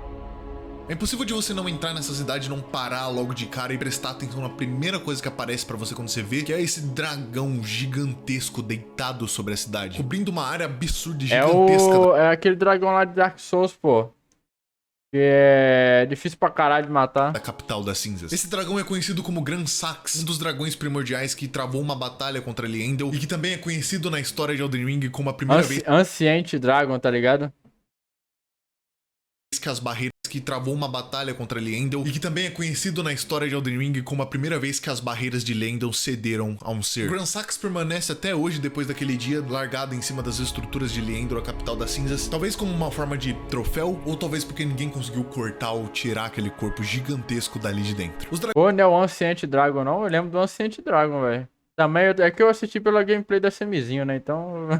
Troféu ou talvez porque Até o primeiro personagem do jogo é o boss, tá ligado? Então, ninguém conseguiu cortar ou tirar aquele corpo gigantesco dali de dentro. Os dragões eram só mais um dos inimigos do grande desejo, a Ordem Áurea. Por mais que a Ordem Áurea seja quem é a favor da própria árvore, da existência e da continuidade dela, eles conseguiram fazer muitos inimigos nesse caminho. O grande desejo suprimiu todo mundo que um dia foi algum tipo de ameaça pra Tervory. Ele baniu civilizações, exilou maculados, tudo a favor dessa árvore. E agora a gente tá aqui de volta, no pé dela, pra ver o que eles querem de uma vez por todas com a gente. Por que os deuses que uma vez exilaram a gente das terras intermédias chamaram a gente de volta por algum motivo? Andando por Liendel, a gente vê uma cidade que é meio que morta. Você tem cavaleiros e pessoas andando por lá, mas com certeza ela não tá da forma como ela tava antes. É quase como se uma praga tivesse infestado a cidade. Liendel é quase como uma dungeon completa. Tem diversas praças e corredores, tanto na superfície quanto dentro dos prédios e até no subsolo. Tem muita coisa nela e ela é muito complexa. Nosso objetivo aqui é um só. A gente tem que entrar dentro da cidade, varar ela pra poder entrar na árvore e ter uma audiência com o grande desejo que tá chamando a gente há muito tempo. Esse castelo inteiro passa um sentimento meio que de fim do jogo. Você sabe que, por exemplo, em Dark Souls, quando você entra em um castelo, você tá praticamente no fim do jogo. É aí que o jogo vai acabar. E aqui parece ser a mesma coisa. Existe muito lugar pra você poder explorar em Liendel. Isso foi uma das coisas que mais me surpreenderam sobre esse lugar, na verdade. Ele é muito compacto, mas tem muita coisa pra fazer nele. Caminhando pela praça principal, a gente tem uma certa noção de que... Faça seu caminho até aqui embaixo, meu caro maculado. Faça a chama brilhar. Então, o que exatamente são esses 3 dedos, menina? Onde você escutou esse nome? Foi só uma pergunta. Os 3 dedos são a entidade que cultua a chama frenética. A chama é um ser terrível. O Lorde da chama frenética só quer destruir tudo e todos e reduzir o que dá pra reduzir ao pó. É até difícil considerar ele um Lorde. Lordes governam. A chama frenética não.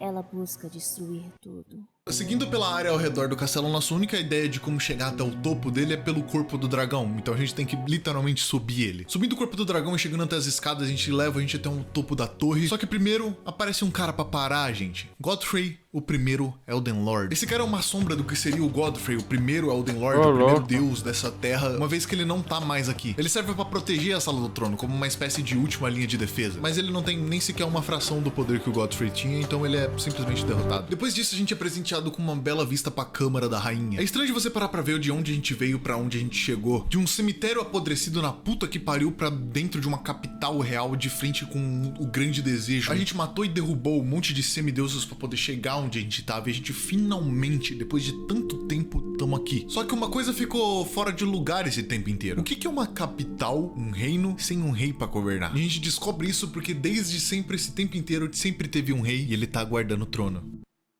Ih, aquele carinha lá? Quem guardava o trono esse tempo inteiro era um cara chamado Morgoth. Se você olhar bem pra ele, ele parece muito Margit. E é justamente isso. Pois é.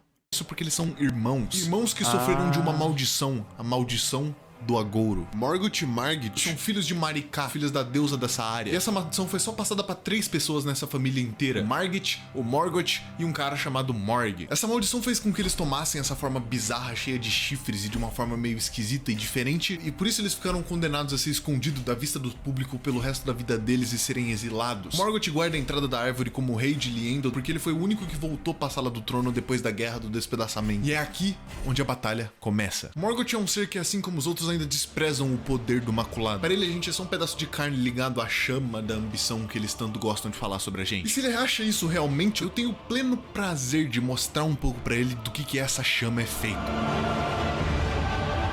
Cara com a espada feita de óleo, velho.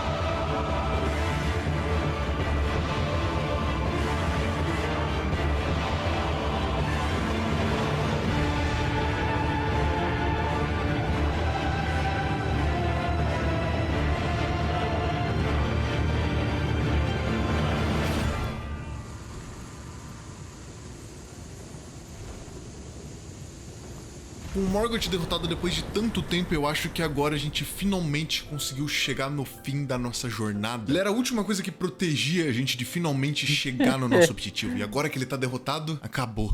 Você não é nada mais que um ser ingênuo. Suas ambições não vão te levar pra lugar nenhum. Seu plano falhou. A árvore repele todos que cheguem perto. Ninguém entra na árvore. Toda a nossa jornada e tudo que a gente passou até aqui foi simplesmente jogado fora por nada. A árvore pediu pra todos os Maculados retornassem à Terra e ir em confronto com Elden Ring e o Grande Desejo à toa, pra simplesmente bater a porta na nossa frente e não deixar a gente entrar e cancelar o nosso destino. Acontece que o Grande Desejo é um ser que pode mudar facilmente de ideia e a gente talvez nunca vai saber disso. Na mesa redonda, falando com a senhorinha dos dedos, ela fala pra gente que eles estão tentando entrar em contato com o Grande Desejo de novo pra poder entender o que eles querem de uma vez. Pô, o Grande Desejo é o dono do jogo. Libera aí, pô. Só que essa maneira de tentar entrar em contato com ele pode demorar talvez 1, 2, e não é 2 anos. É 2.000 anos, 3.000 anos, 4.000 anos, e a gente não tem tempo pra isso. Eu não queria vir aqui pra perder o meu tempo e simplesmente ser rejeitado por uma árvore idiota ou uma religião que acha que pode simplesmente me usar e me descartar depois. Se eles acham que a coisa vai ficar desse jeito, eles estão muito enganados. Existe outra forma de entrar na Tévore, Maculado. Os espinhos da Tévore são impenetráveis. Porém, ainda existe uma única coisa que os fará ceder. E essa coisa está além das nuvens, banida pelo Grande Desejo. Eu vou começar o quê? O que eu vou começar? A coisa está além das nuvens, banida pelo Grande Desejo. A Terra do Gigante. Os gigantes foram banidos por possuírem uma arma que é capaz de ferir a Térvore. Mas no dia que eu tiver dinheiro pra comprar o jogo. É ir contra tudo que os dois dedos e o Grande E Desejo. E quando eu terminar os que eu já tô jogando. Nas terras banidas. Você quer saber de uma coisa, Melina? Eu não me importo. Se essa árvore acha que ela pode interromper meu destino de me tornar um Elden Lord, ela tá muito errada. Eu vou entrar nessa árvore, nem que seja por assoprar a cinza dela depois de eu queimar ela de baixo pra cima. Esse domingo agora eu vou voltar com o Minecraft e o Fallout, pô. Se sobrar tempo eu jogo pra hoje ainda, mas eu vou voltar com o gameplay padrão. Nessa árvore, nem que seja por assoprar a cinza dela depois de eu queimar ela de baixo pra cima. Eu não ligo pra o que o Grande Desejo quer.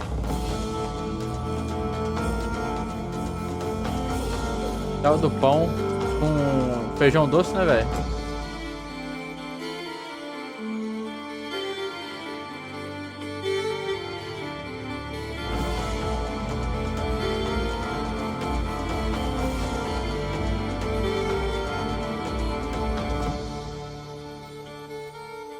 Seja muito bem-vindo a Montanhas dos Gigantes. Essa terra esquecida e banida ficou desse jeito justamente depois que a Ordem Áurea, que o Grande Desejo, baniu essas terras por conta de uma coisa. Nessas terras dos gigantes existe uma fornalha que tem um fogo que nunca apaga e que é forte o suficiente para poder queimar a Tervory. Sabendo disso, a Ordem Áurea meio que baniu essas terras dos gigantes, assim como todos os gigantes, e amaldiçoou um guardião para ficar lá guardando a entrada da fornalha e impedir que qualquer pessoa tente acender o fogo. Até agora. A Montanha dos Gigantes é um mapa que inspira essa cara de abandonado. Você tem largado por todo lado desse mapa cadáveres e corpos de gigantes, coisas e pessoas como se estivessem parados no tempo, congelados, literalmente, derrotadas pelo The Greater Will. Esse lugar é uma constante lembrança de quão horrível e quão cruel é o Grande Desejo de verdade. Eles destruíram, massacraram, mataram e extinguiram todos os gigantes da área e depois baniram essa terra para que ninguém consiga ver o que eles fizeram. Nesse lugar você tem inimigos sortidos de todas as formas e todos os monstros que a gente já viu antes disso. Talvez um sinal de que eles também sejam pessoas que foram exiladas das terras e mandadas pra essa área. Talvez. Tanto que a gente encontra até alguns dragões nele. E o nosso objetivo aqui é simplesmente passar por todos esses obstáculos pra gente conseguir chegar aqui. Essa é a Forja dos Gigantes. O único lugar onde a gente pode usar como arma pra poder queimar a árvore e fazer ela deixar a gente entrar. Só que tem um problema. Chegando lá a gente encontra um NPC meio estranho que tava ali parado como se ele estivesse esperando que a gente chegasse ali. O que é bem estranho se você pensar que não tem ninguém nesse lugar há anos. Ele conta pra gente um pouco sobre a fornalha e também fala que ela precisa de um sacrifício para ser acionado. Um sacrifício que só pode ser feito pela sua donzela, a Melina. Um sacrifício que ela já sabia que tinha que fazer. O destino dela, o que ela veio fazer junto com a gente. Isso leva a gente pra uma história de um ser que conseguiu chegar tão longe quanto a gente e que era bem igual a gente.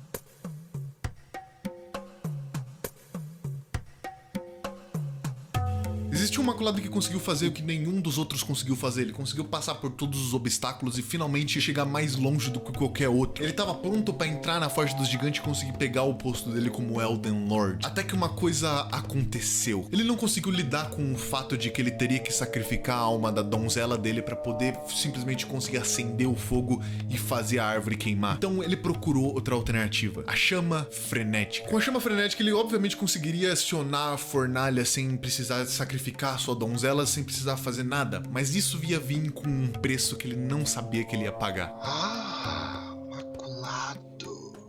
Ele foi lá embaixo. Seja bem-vindo, Sims. Eu sei da sua escolha. É dolorosa. Mas eu posso lhe mostrar outro caminho. Caminho certo. Caminho de um lorde.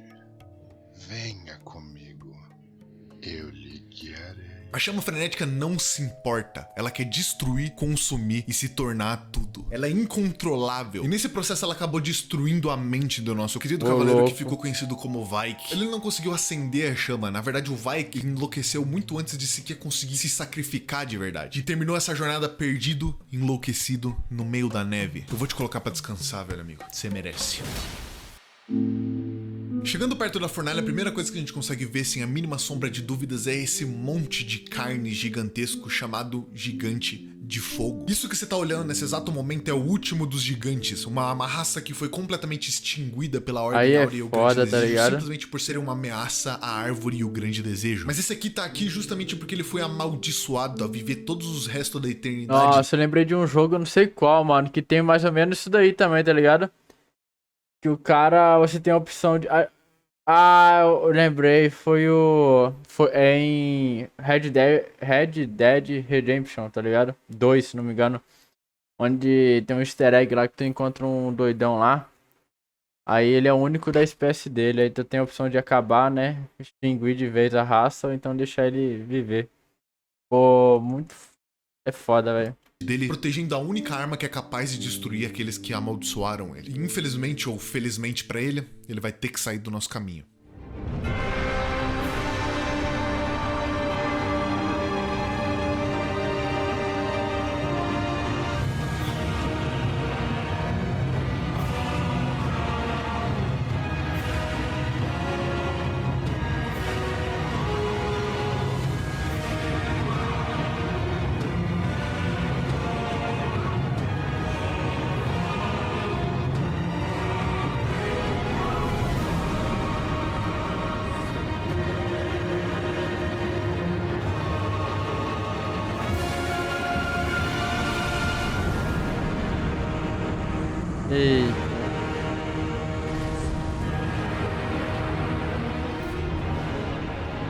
Com o gigante derrotado, agora só resta pra gente finalmente subir até a Forja dos Gigantes e cometer o nosso pecado cardinal. E também talvez presenciar uma das cenas mais bonitas desse jogo.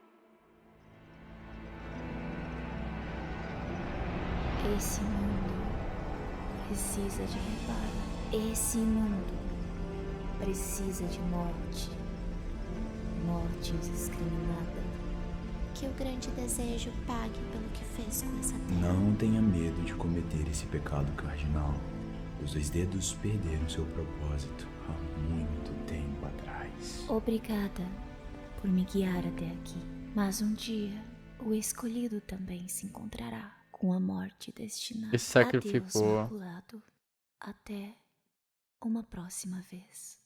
E a gente acorda aqui. O sacrifício que a gente teve que fazer, a vida da Melina que a gente teve que sacrificar, foi justamente para que a gente conseguir levar a gente para esse lugar agora. O que são essas ruínas que a gente tá agora ainda é um mistério pra gente, uma vez que a gente já bateu de frente com elas muito tempo atrás, quando a gente entrou em algum lugar sem querer e foi parar de uma vista para elas. Aparentemente, pelo que parece, elas eram uma civilização que vivia aqui muito antes da Tervor, uma civilização de dragões. E alguma coisa aconteceu com ela que, bem, ela tá assim hoje em dia. Sabe quando você tá andando por Lingrave há muito tempo atrás que eu falei que você encontra algumas torres e prédios que são só largados por aí? Então, vem desse lugar aqui. Mas o motivo do porquê a gente foi colocado aqui não é investigar isso. Essa é uma das últimas etapas que a gente precisa para conseguir o que a gente quer de uma vez. A Melina, no seu último momento, disse que uma hora a gente ia se encontrar com a nossa morte destinada. E metaforicamente ou não, porque a gente veio parar aqui é porque no que restou dessa cidade tem alguém guardando uma runa que é muito mais importante do que todas as runas que a gente encontrou até agora. A runa da morte. Andando por Farum Azula, a gente consegue simplesmente ver toda essa caos e destruição que é o que esse lugar representa. Tem destruição e caos pra todo lado, dragões voando pra todo canto, estrutura sendo arremessada e batida uma na outra. Tá tudo um caos e a gente tem que cruzar esse caos, porque é no fim dessa área que a runa da morte tá esperando pela gente. Mas antes eu acho que eu preciso reencontrar um velho amigo. Andando por Farum Azula, você pode de repente bater de frente com o Alexander Punhos de Ferro de novo. Aquele homem jarro que acompanhou a gente o tempo inteiro. E ele fala com a gente. Vejo que você fez o teu caminho até aqui, né? Você é de verdade uma força que deve ser reconhecida, meu caro amigo.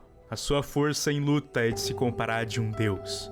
E por isso, eu gostaria de te pedir mais uma coisa. Você aceitaria uma última batalha comigo? O Alexander quer ser conhecido por ser um lutador exímio. Ele passou a vida inteira dele lutando contra pessoas, contra semideuses, às vezes 300 vezes mais fortes que ele. E sem nenhum medo de que um dia ele caísse em batalha, porque ele ia terminar como um guerreiro que ele sempre foi. E agora é a vez dele lutar contra outro semideus. Só que esse semideus é você atualmente. Você aí aceita é a batalha foda, contra o Alexander, ou você nega ele isso pra sempre? Eu aceito. Ah, mano, aí é foda, cara. As duas opções é fuder com o cara, tá ligado? Aí complica, mano. Alexander, vamos nessa. Então que comecemos. Eu peço gentilmente que conceda-me forças de todos os guerreiros. Que lutemos como um só. Eu sou o grande guerreiro do Jarro, Alexander Punhos de Ferro. Hip potinho, mano.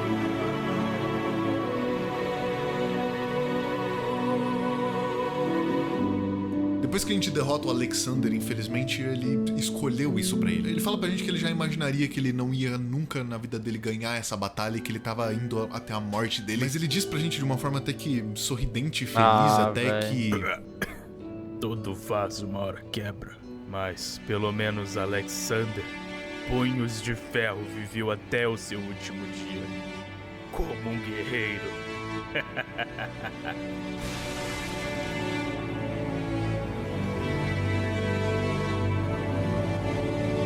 Porra, velho. Bad.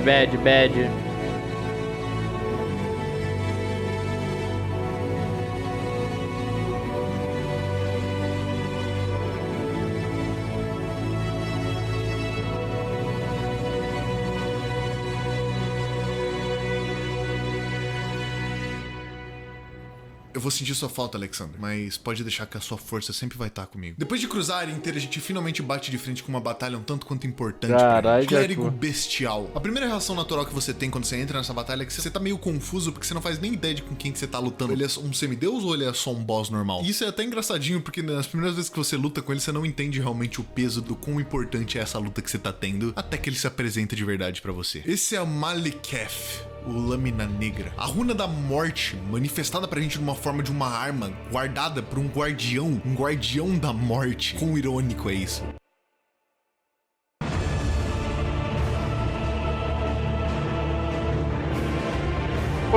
velho.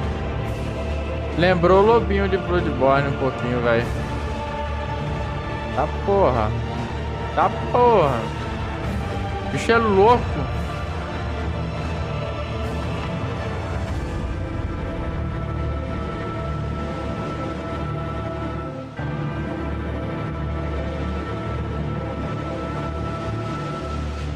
Seguinte, tem um pequeno detalhe que vocês não sabem aqui nesse tempo inteiro e que é muito importante de vocês saberem. Nesse mundo, ninguém morre. Um dos motivos do porquê a gente, as criaturas, os seres e tudo que tem em volta desse mundo não morrem é justamente porque a morte destinada, a morte é um conceito selado. Desde que a morte foi selada uma vez por todas, nenhuma criatura que é derrotada de verdade morre aqui nesse mundo. A energia dela só volta para a árvore e da árvore ela volta como um outro ser. Semideuses, por exemplo, que a gente teve lutando esse tempo inteiro, não morrem de verdade, eles viram lembranças. Lembranças essas que se a gente não pegasse pra gente, eles voltariam pra árvore e depois voltariam a ser criados de novo. E aí que tá. Quando você tá num mundo onde nada que morre, nada que acaba, a gente não tem nenhum avanço em nenhum aspecto, tudo que eu tô fazendo aqui tá sendo em vão. Tudo minha jornada, todas as pessoas que se perderam nesse caminho estão sendo em vão e não vai servir de nada. Todos os sacrifícios aqui foram simplesmente jogados ao vento, porque não importa o que eu faço, nada vai mudar. Nada acaba. Durante anos, o Grande Desejo usou essa runa da morte embutida em uma arma pra poder matar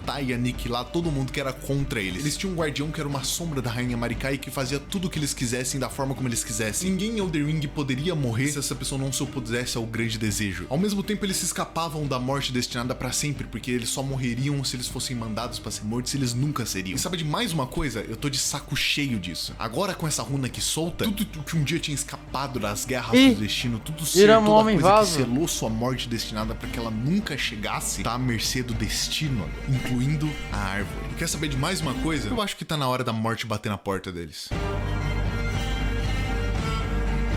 Ó. Parrudo, Berserker. Assim que a gente libera a Runa da Morte, a gente é teleportado de volta pra Liendel. Como isso aconteceu é meio incerto ainda. Mas o nosso objetivo aqui não é isso. A gente tem que entrar na árvore agora. Uma árvore do tamanho dessa sendo completamente incinerada, era óbvio que ela ia virar cinzas com as partes mais fracas e isso ia cair em cima do que tivesse embaixo. Tudo que tava aqui foi completamente soterrado e incinerado, mudando a estrutura da cidade completamente pra todo mundo. Casas, corredores, locais que estavam aqui nessa cidade que era impenetrável e que ninguém poderia entrar, são agora só um cinzeiro gigante. Nostálgico, né? Eu sei. Subindo o elevador, depois um lance de escadas pra câmara da rainha de novo, a gente bate de frente com uma figura que é meio surpresa de estar ali, mas que me deixa ainda mais bravo. Eu sabia que você chegaria aqui em algum momento, para chegar no Elden Ring e finalmente virar o Elden Lord. Mas que estado triste isso aqui se tornou. Eu admiro tudo que você fez até aqui, mas eu sinto em te falar que ninguém vai tomar o trono. A Rainha Marika tem um plano maior pra gente. Um plano que envolve nós continuarmos tentando por toda a eternidade. Ah, Gideon, seu espertinho, filho de uma... O cara que abriu uma mesa redonda pra gente, que guiou a gente, que mostrou tudo que a gente tinha que fazer até agora. Todo esse tempo tava planejando parar a gente. No momento onde ele disse pra gente que ele também queria se tornar um Elden Lord, eu imaginei que ia encontrar um momento onde a gente ia ter que batalhar pra ver quem era o mais forte. Mas por que o Gideon fazer isso tem um motivo muito mais importante por trás. Porque, segundo ele, ninguém tem que tomar o trono. Acontece que por mais que o Gideon não seja o maior fã da Grande Desejo, ele ainda é um grande fã da Rainha Marika. Talvez exista um motivo do porquê que ela quer que a gente pare aqui. Toda essa jornada do Maculado em tentar entrar na árvore e tentar se tornar um Elden Lord fortalece muito a árvore. Quanto mais pessoas tentam entrar e tentam se tornar o Elden Lord, mais pessoas fracassam e mais criaturas vão sendo mortas que viram energia para a própria árvore. Lembra do ciclo? Melhorando, fortalecendo, tornando ela mais forte, mais impenetrável, mais indestrutível. E tá aí um plano que é muito bom. Você ficar fazendo esse ciclo infinito pra poder fortalecer a árvore, ao mesmo tempo que você dá a ilusão pras pessoas de que elas vão conseguir se tornar um Elden Lord um dia. Ninguém nunca ia se tornar um Elden Lord porque é impossível de fazer isso. Ninguém entrar na árvore. E eu respeito a sua decisão, Gideon, mas eu sou contra ela. Por mim, o Grande Desejo vai cair hoje. E se você estiver no caminho, você vai cair também. Tá, porra.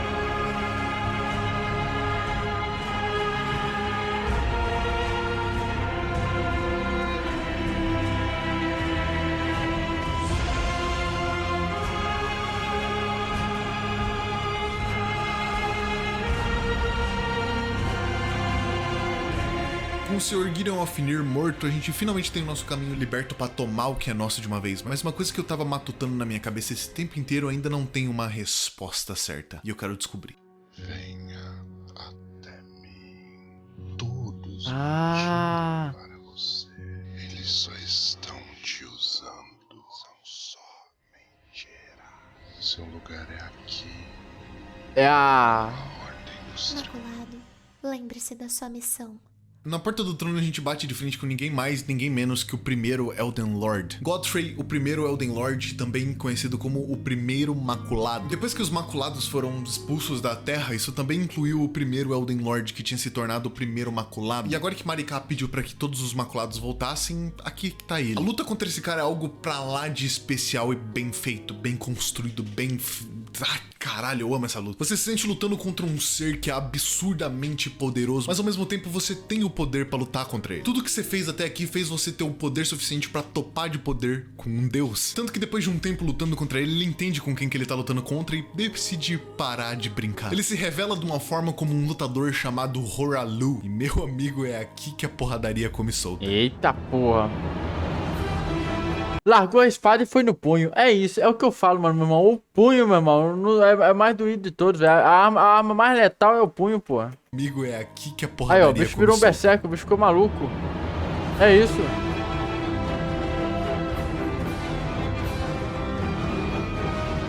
Eita porra. Caralho.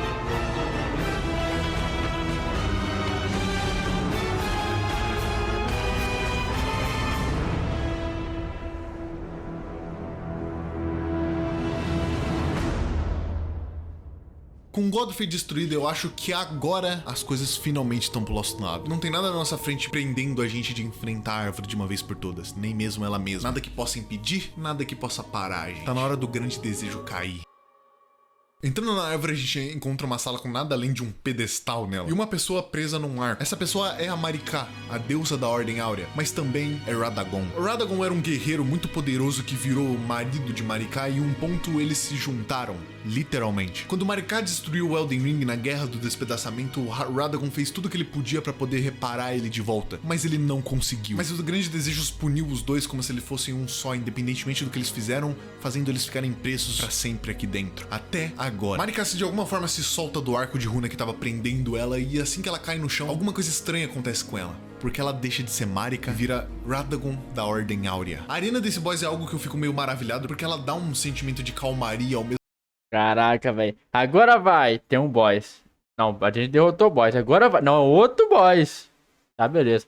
Derrotei o... Não, mas tem outro boss. Ah, não, outro boss. Caralho, velho. Ao mesmo tempo que a gente trava uma batalha absurda dentro dela. Que É quase isso? como se esse lugar que a gente tá agora fosse completamente fora do universo. A gente imaginou como que ele era o jogo inteiro enquanto a gente jogava. Aqui é o lugar que originou tudo o que aconteceu lá fora. E isso é um bagulho muito legal de você pensar. Esse cara que luta contra a gente tem muito poder atrelado nele, só que tem um ponto onde eu acho que até a própria árvore percebe que ele não vai ser o suficiente pra parar a gente. E ela percebe que o que a gente se tornou é muito mais poderoso do que ela consegue segurar. E assim, ela para de controlar esforços. Assim que a gente derrota Radagon, ele é consumido pelo chão. E a gente é mostrado pra uma criatura que é amedrontadora, mas ela é muito, muito, muito bonita. Radagon é consumido pelo chão que se transforma Horror em um cósmico, campo é de isso. batalha pra uma criatura chamada Elden Beast. Isso que a gente tá olhando nesse exato momento É um é uma verme. representação física de um dos deuses de fora, o grande desejo. Uma criatura que foi selada dentro dessa árvore quando ela cresceu pela primeira vez. O grande desejo na minha frente pela pô. primeira vez. Finalmente. Eu não tenho palavras pra descrever essa batalha. Muita gente não gostou quando ela caiu, mas sabendo um pouco da lore e analisando o quão bonita ela é, você percebe o que ela é muito foda. Um pouco da lore. Não tenho palavras pra descrever essa batalha. Muita gente não gostou quando ela caiu, mas sabendo Pô, mas a gente, muita gente não gostou, sei lá, meu irmão. Já é o quê, velho? É o 73 boss já no mesmo espaço de tempo? um pouco da lore e analisando o quão bonita ela é, você percebe o que ela é muito foda. Tá, porra.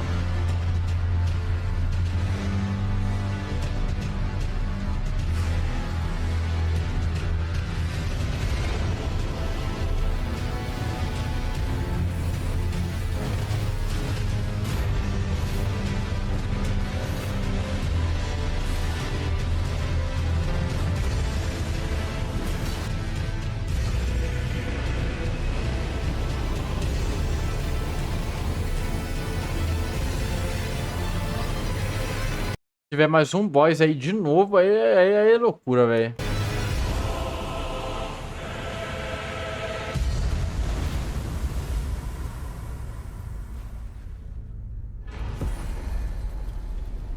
Deus morto. Com a Elden Beast sendo derrotada, a gente volta de novo para aquele mesmo lugar, só que vazio agora, na calmaria, na paz. E lá a gente encontra ele finalmente na nossa frente, o Elden Ring rachado.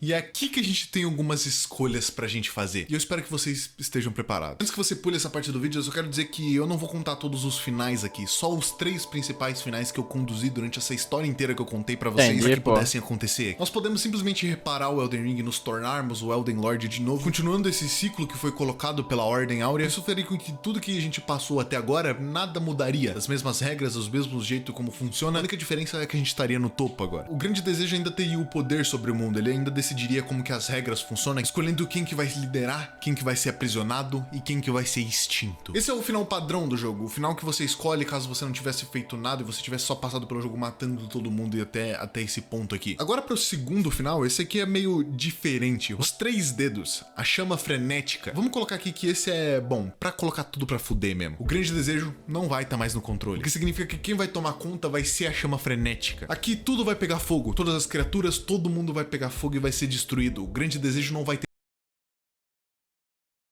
Aqui tudo vai pegar fogo, todas as criaturas, todo mundo vai pegar fogo e vai ser destruído. O grande desejo não vai ter mais controle sobre essa terra, e o que significa que quem vai tomar esse controle vai ser a chama frenética. E digamos que ela não vai governar isso aqui não, essa é a verdade. Ela vai destruir, ela vai queimar e ela vai enlouquecer todo mundo. E o terceiro final...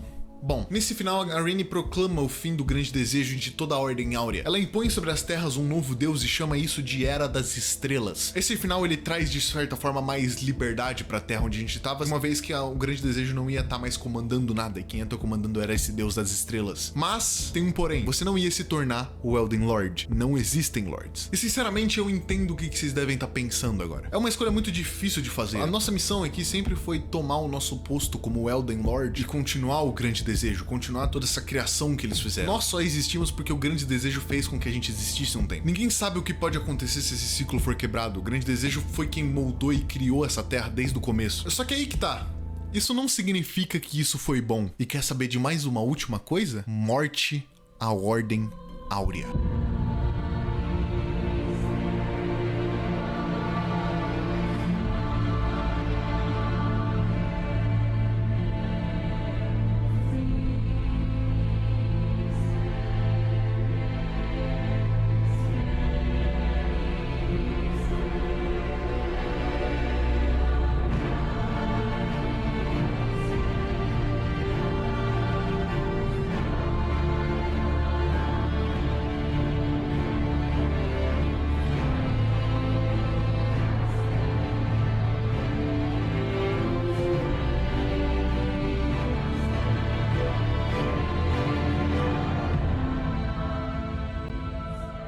Nesse final não existe mais nada pra gente fazer aqui na Terra Intermédia. A gente tá livre de qualquer amarra que seria do grande desejo. Nosso propósito aqui você pode dizer que foi meio que cumprido, talvez. Quer dizer, a gente meio que destruiu o nosso propósito, mas isso foi pra um bem maior, eu acho. Mas no fim, valeu tudo muito a pena pra poder passar essa experiência aqui. Existem vários finais desse jogo, finais que eu não poderia nem falar, NPCs que eu não toquei, histórias inteiras que eu deixei de lado e que são muito cativantes e muito apaixonantes de você ver. E eu definitivamente não consigo colocar isso tudo em um vídeo só e fazer isso aqui ser uma experiência assistível. Existem lugares desse jogo inteiro que eu só passei reto e eu não nem mencionei, porque não tem como mencionar nesse vídeo. A quantidade de conteúdo que esse jogo simplesmente joga na sua cara e fala se vira com isso aí é simplesmente imensurável. E é mais loucura ainda tentar colocar isso em um resumo de um jogo, dentro de um vídeo no YouTube. Eu entrei em toque com muita coisa nesse jogo que é muito, às vezes, escondida e que você pode passar reto, mas eu deixei muita coisa pra trás e eu justamente deixei muita coisa pra trás porque, como eu disse, Elden Ring, jogo de Dark Souls, não é uma história que é feita a partir de um personagem, é você que molda a sua história. O que você viu aqui foi a minha primeira gameplay desse jogo, simplesmente contada em uma forma de história. Muita coisa que ficou em aberto, e ficou em aberto justamente porque eu quero que você vá jogar e você descubra por você mesmo. Coisas que eu não vou nem poder falar aqui, coisas que ficariam muito fora do meu roteiro limitado e curto, mas eu espero que isso não seja... Não tem história cronológica, pô. É você que molda a sua história. um problema pra ninguém. Esse vídeo explicou bastante da história desse jogo, mas eu te garanto que tem muito mais coisa pra você entrar e todos os pontos que eu toquei aqui, se você for ver você mesmo, tem muito mais detalhes sobre isso. Compra o jogo, joga, vale muito a pena. A história que eu contei aqui, a forma como eu me expressei enquanto eu tava fazendo esse vídeo foi justamente a forma como eu me senti jogando esse jogo, mas como você vai fazer isso é completamente diferente e é coisa sua. Aí tu vê, então existe uma história fixa, é isso, né? Ou seja, ninguém molda história porra nenhuma. O jogo já tem uma história ali dele e acabou, não tem mais nada. Parte da mágica que eu gosto de fazer esses vídeos de resumo que demoram meses pra eu fazer é justamente porque eu senti que eu finalmente consegui passar o sentimento que eu senti enquanto eu tava jogando esse vídeo, só mostrando uma pequena porcentagem desse jogo, pra que você consiga ver da forma que eu vejo, e eu espero ter conseguido fazer isso. No mais é isso, muitíssimo obrigado pra você que acompanhou essas horas de vídeo aí. Eu fico muito feliz de poder fazer a caminhada você faz sua própria caminhada também, meu irmão. Oxe, aqui ele falou uma caminhada que ele fez sem falar dos outros, velho. Esse é uma coisa que me orgulha muito de poder. De acordo com a matéria, mas antes disso tem uma história cronológica. Entendi, pô. E há quanto tempo de vídeo? Essa história cronológica aí, se for menos de 5 horas, ou seja, não vai contar a história cronológica toda, né? Curiosidade, de acordo com uma teoria, esses 3 finais dão origens aos outros Souls. Final 1 dá origem ao Demon Souls. Final uma frenética dá origem ao Dark Souls. E o final da Honey dá origem a Bloodborne. 1 hora? Então não é toda a história. Horas de vídeo aí. Eu fico muito feliz de poder fazer um conteúdo desse. Aqui ele resumiu tudo. E adivinha? 1 hora e um pouquinho. Isso é uma coisa que me orgulha muito de poder postar na internet. Eu vou ficar muito agradecido se você poder deixar seu like e compartilhar isso aqui com um amigo seu que gosta muito de Elden Ring e que só quer entender um pouco da lore depois, que eu acho que esse vídeo vai servir muito pra ele. Esse tipo de vídeo é meio que o porquê eu faço vídeo pra internet, tá ligado? Mas é isso. Muitíssimo obrigado por me acompanhar até aqui. E eu espero te ver outro dia com mais um vídeo, com mais um resumo. E é isso aí. Até mais. Ué, eu quero a história completa, não quero só o resumo pulando o arco não, é?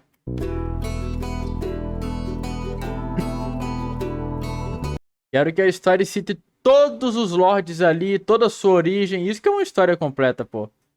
O que cada cidade representa.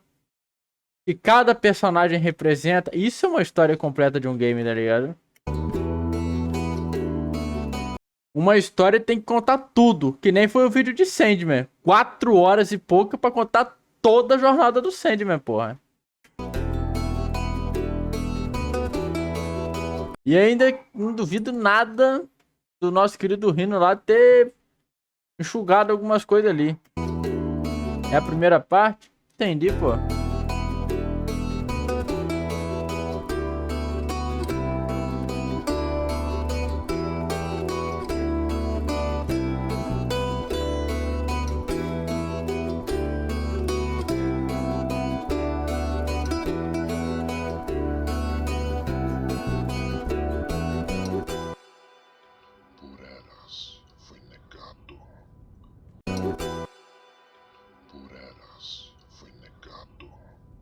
Mas jamais completamente esquecido. Pacientemente espero pelo próximo que cruzará seus caminhos com os meus. E se este um dia pensar que poderá escapar de mim, não poderia estar mais enganado, pois a chama frenética é inevitável. Ô, louco, bicho. Parabéns pelo excelente vídeo aí, Rian Red, cara. Mandou super bem, cara. Contou aí... Ele contou a história dele que ele fez no jogo, tá ligado? Ele contou a história dele. A trajetória dele. Você molda a sua história, jogador. Tá ligado? Elden Ring é um MMORPG sandbox onde o próprio jogador molda a sua história, pô. Escolhe a classe que quer e é isso aí. Enfim, muito bom, cara. Parabéns aí. Eu um dia, quando eu tiver condição, vou comprar o jogo aí. O jogo deve ser o quê? Deve ser uns 300 pila, né, não, velho? Vamos dar uma olhada aqui. Elden Ring, velho. Deve estar uns 300 conto, velho. 59, 60 dólares praticamente. Eu nasci em 6 de julho de 2001. É isso. O game está por... Pior que não, velho. É, quer dizer, tem as outras edições, né? Deluxe Edition. O que significa esse Deluxe Edition, essas outras coisas aqui? Será que é conteúdo extra? Enfim. Mas comprar o Elden Ring padrãozinho aí, ó. 230 pila. Tu compra aí, pô. 230 aí. 229,90, né? É isso. E o trailer da DLC? Eu não. Eu ovo. Mas não é ver trailer da DLC. Nem joguei o jogo porque quero ver o trailer. Esse é o Albion. A D de Albion nem foi pago. Eu fiz a D de Elden Ring, pô. Fiquei decepcionado. Não era o que eu queria. O que tu quer, Laí? Tá mole. Cara, muito bom. Parabéns aí, Rian Red. Lembrando, rapaziada, link do vídeo original vai estar na descrição. Então vão lá, deixa um like, se inscreva no canal do Rian Red, que ele merece pelo excelente conteúdo que ele trouxe aí pra gente, velho. Muito bom, contou a caminhada dele aí no jogo. E um dia, quando eu fizer a minha caminhada, vai estar disponível aí, eu vou contar também. É isso. Ó, o Dico falou que é perfeito, cara. E tu reclamando? Eita porra, tem gorjeta aqui, hein? Que vídeo incrível, velho. Isso aí, pô. Obrigado por todo mundo que apoiou o projeto. Isso não teria se tornado real se não fosse por vocês. Só uma correçãozinha. O Margit e o Morgoth, eu leio dessa forma, são de fato a mesma pessoa. Valeu aí pra quem comentou. É isso, então descobri que aqueles lá que são o Margit e o Morgoth, é aqueles dois carinha lá, né? Então eles não são irmãos, são a mesma pessoa. Caralho, olha aí então, velho. Deve ser aqueles tronchos lá, né? Não sei. O que? Tô atrasado. O quê? Olha lá, velho.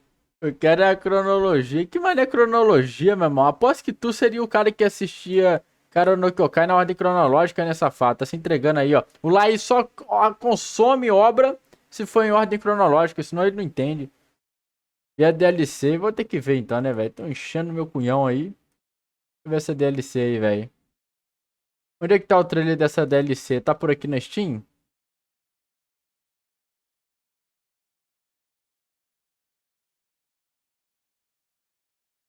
Essa primeira aqui?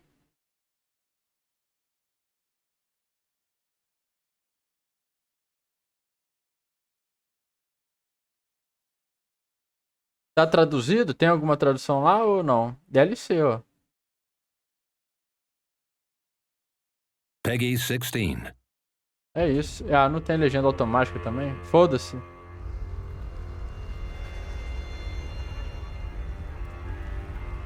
Pure and radiant, he wields Se eu tomar copyright, eu vou tirar essa parte aqui do vídeo, hein? love to shrive clean the hearts of men.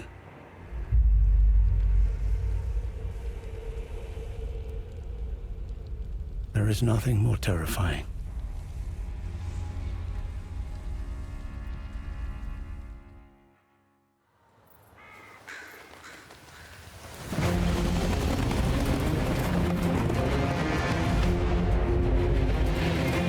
Bandai Namco. From Software. Olha a árvore genealógica, velho. In that forsaken place, blood must spill. Blood of your fellows. The Earth Tree faithful.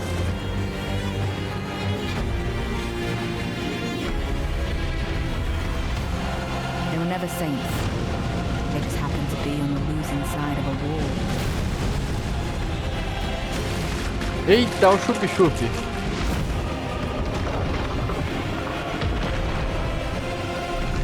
Bicho doido.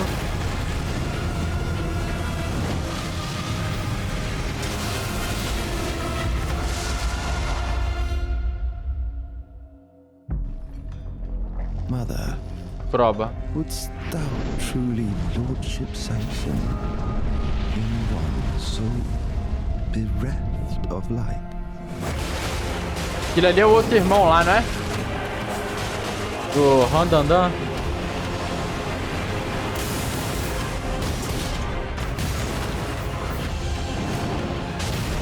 I presume you Ah, too porra. are keen to know just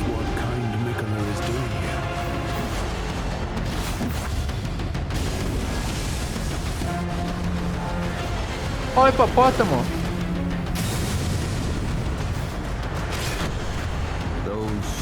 Caralho. Race of gold shall all meet death in the embrace of Vesper's flame. Come now. Touch the withered arm and travel to the realm of shadow. I will not be far behind. May we meet again.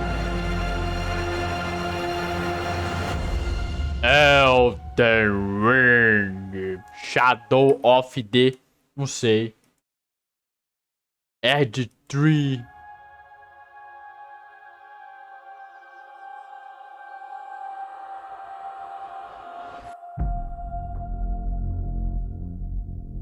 (21 de junho). É isso. Elden Ring é um MMORPG sandbox onde você molda sua própria aventura. É isso aí, pô. Só basta a gente esperar e ver. É isso. Me pergunto o que eles apresentaram.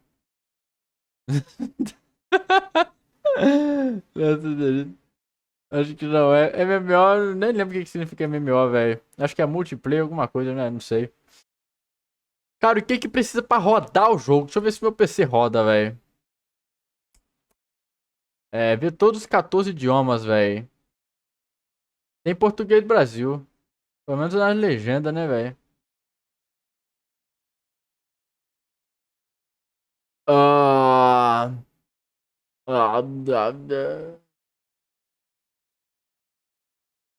94 Metacritic, lá fala dele. Melhor que Fate Samurai, chupa.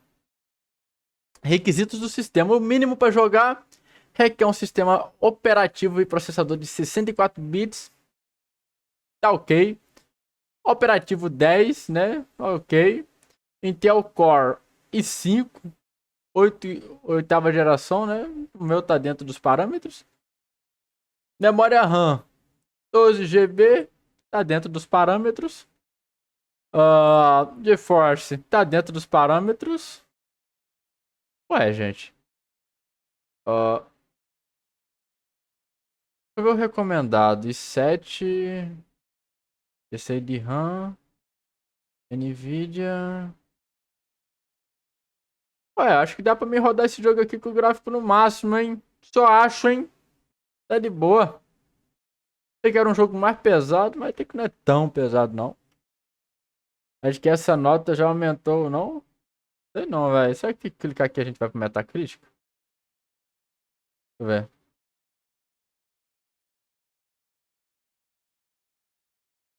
Ali tava quanto? 94.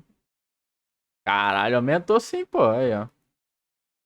Fala dele. Elden Ring 96, pô. Do caralho, mano. E o do público 8.0, mano. Fala dele aí, ó. Muito massa.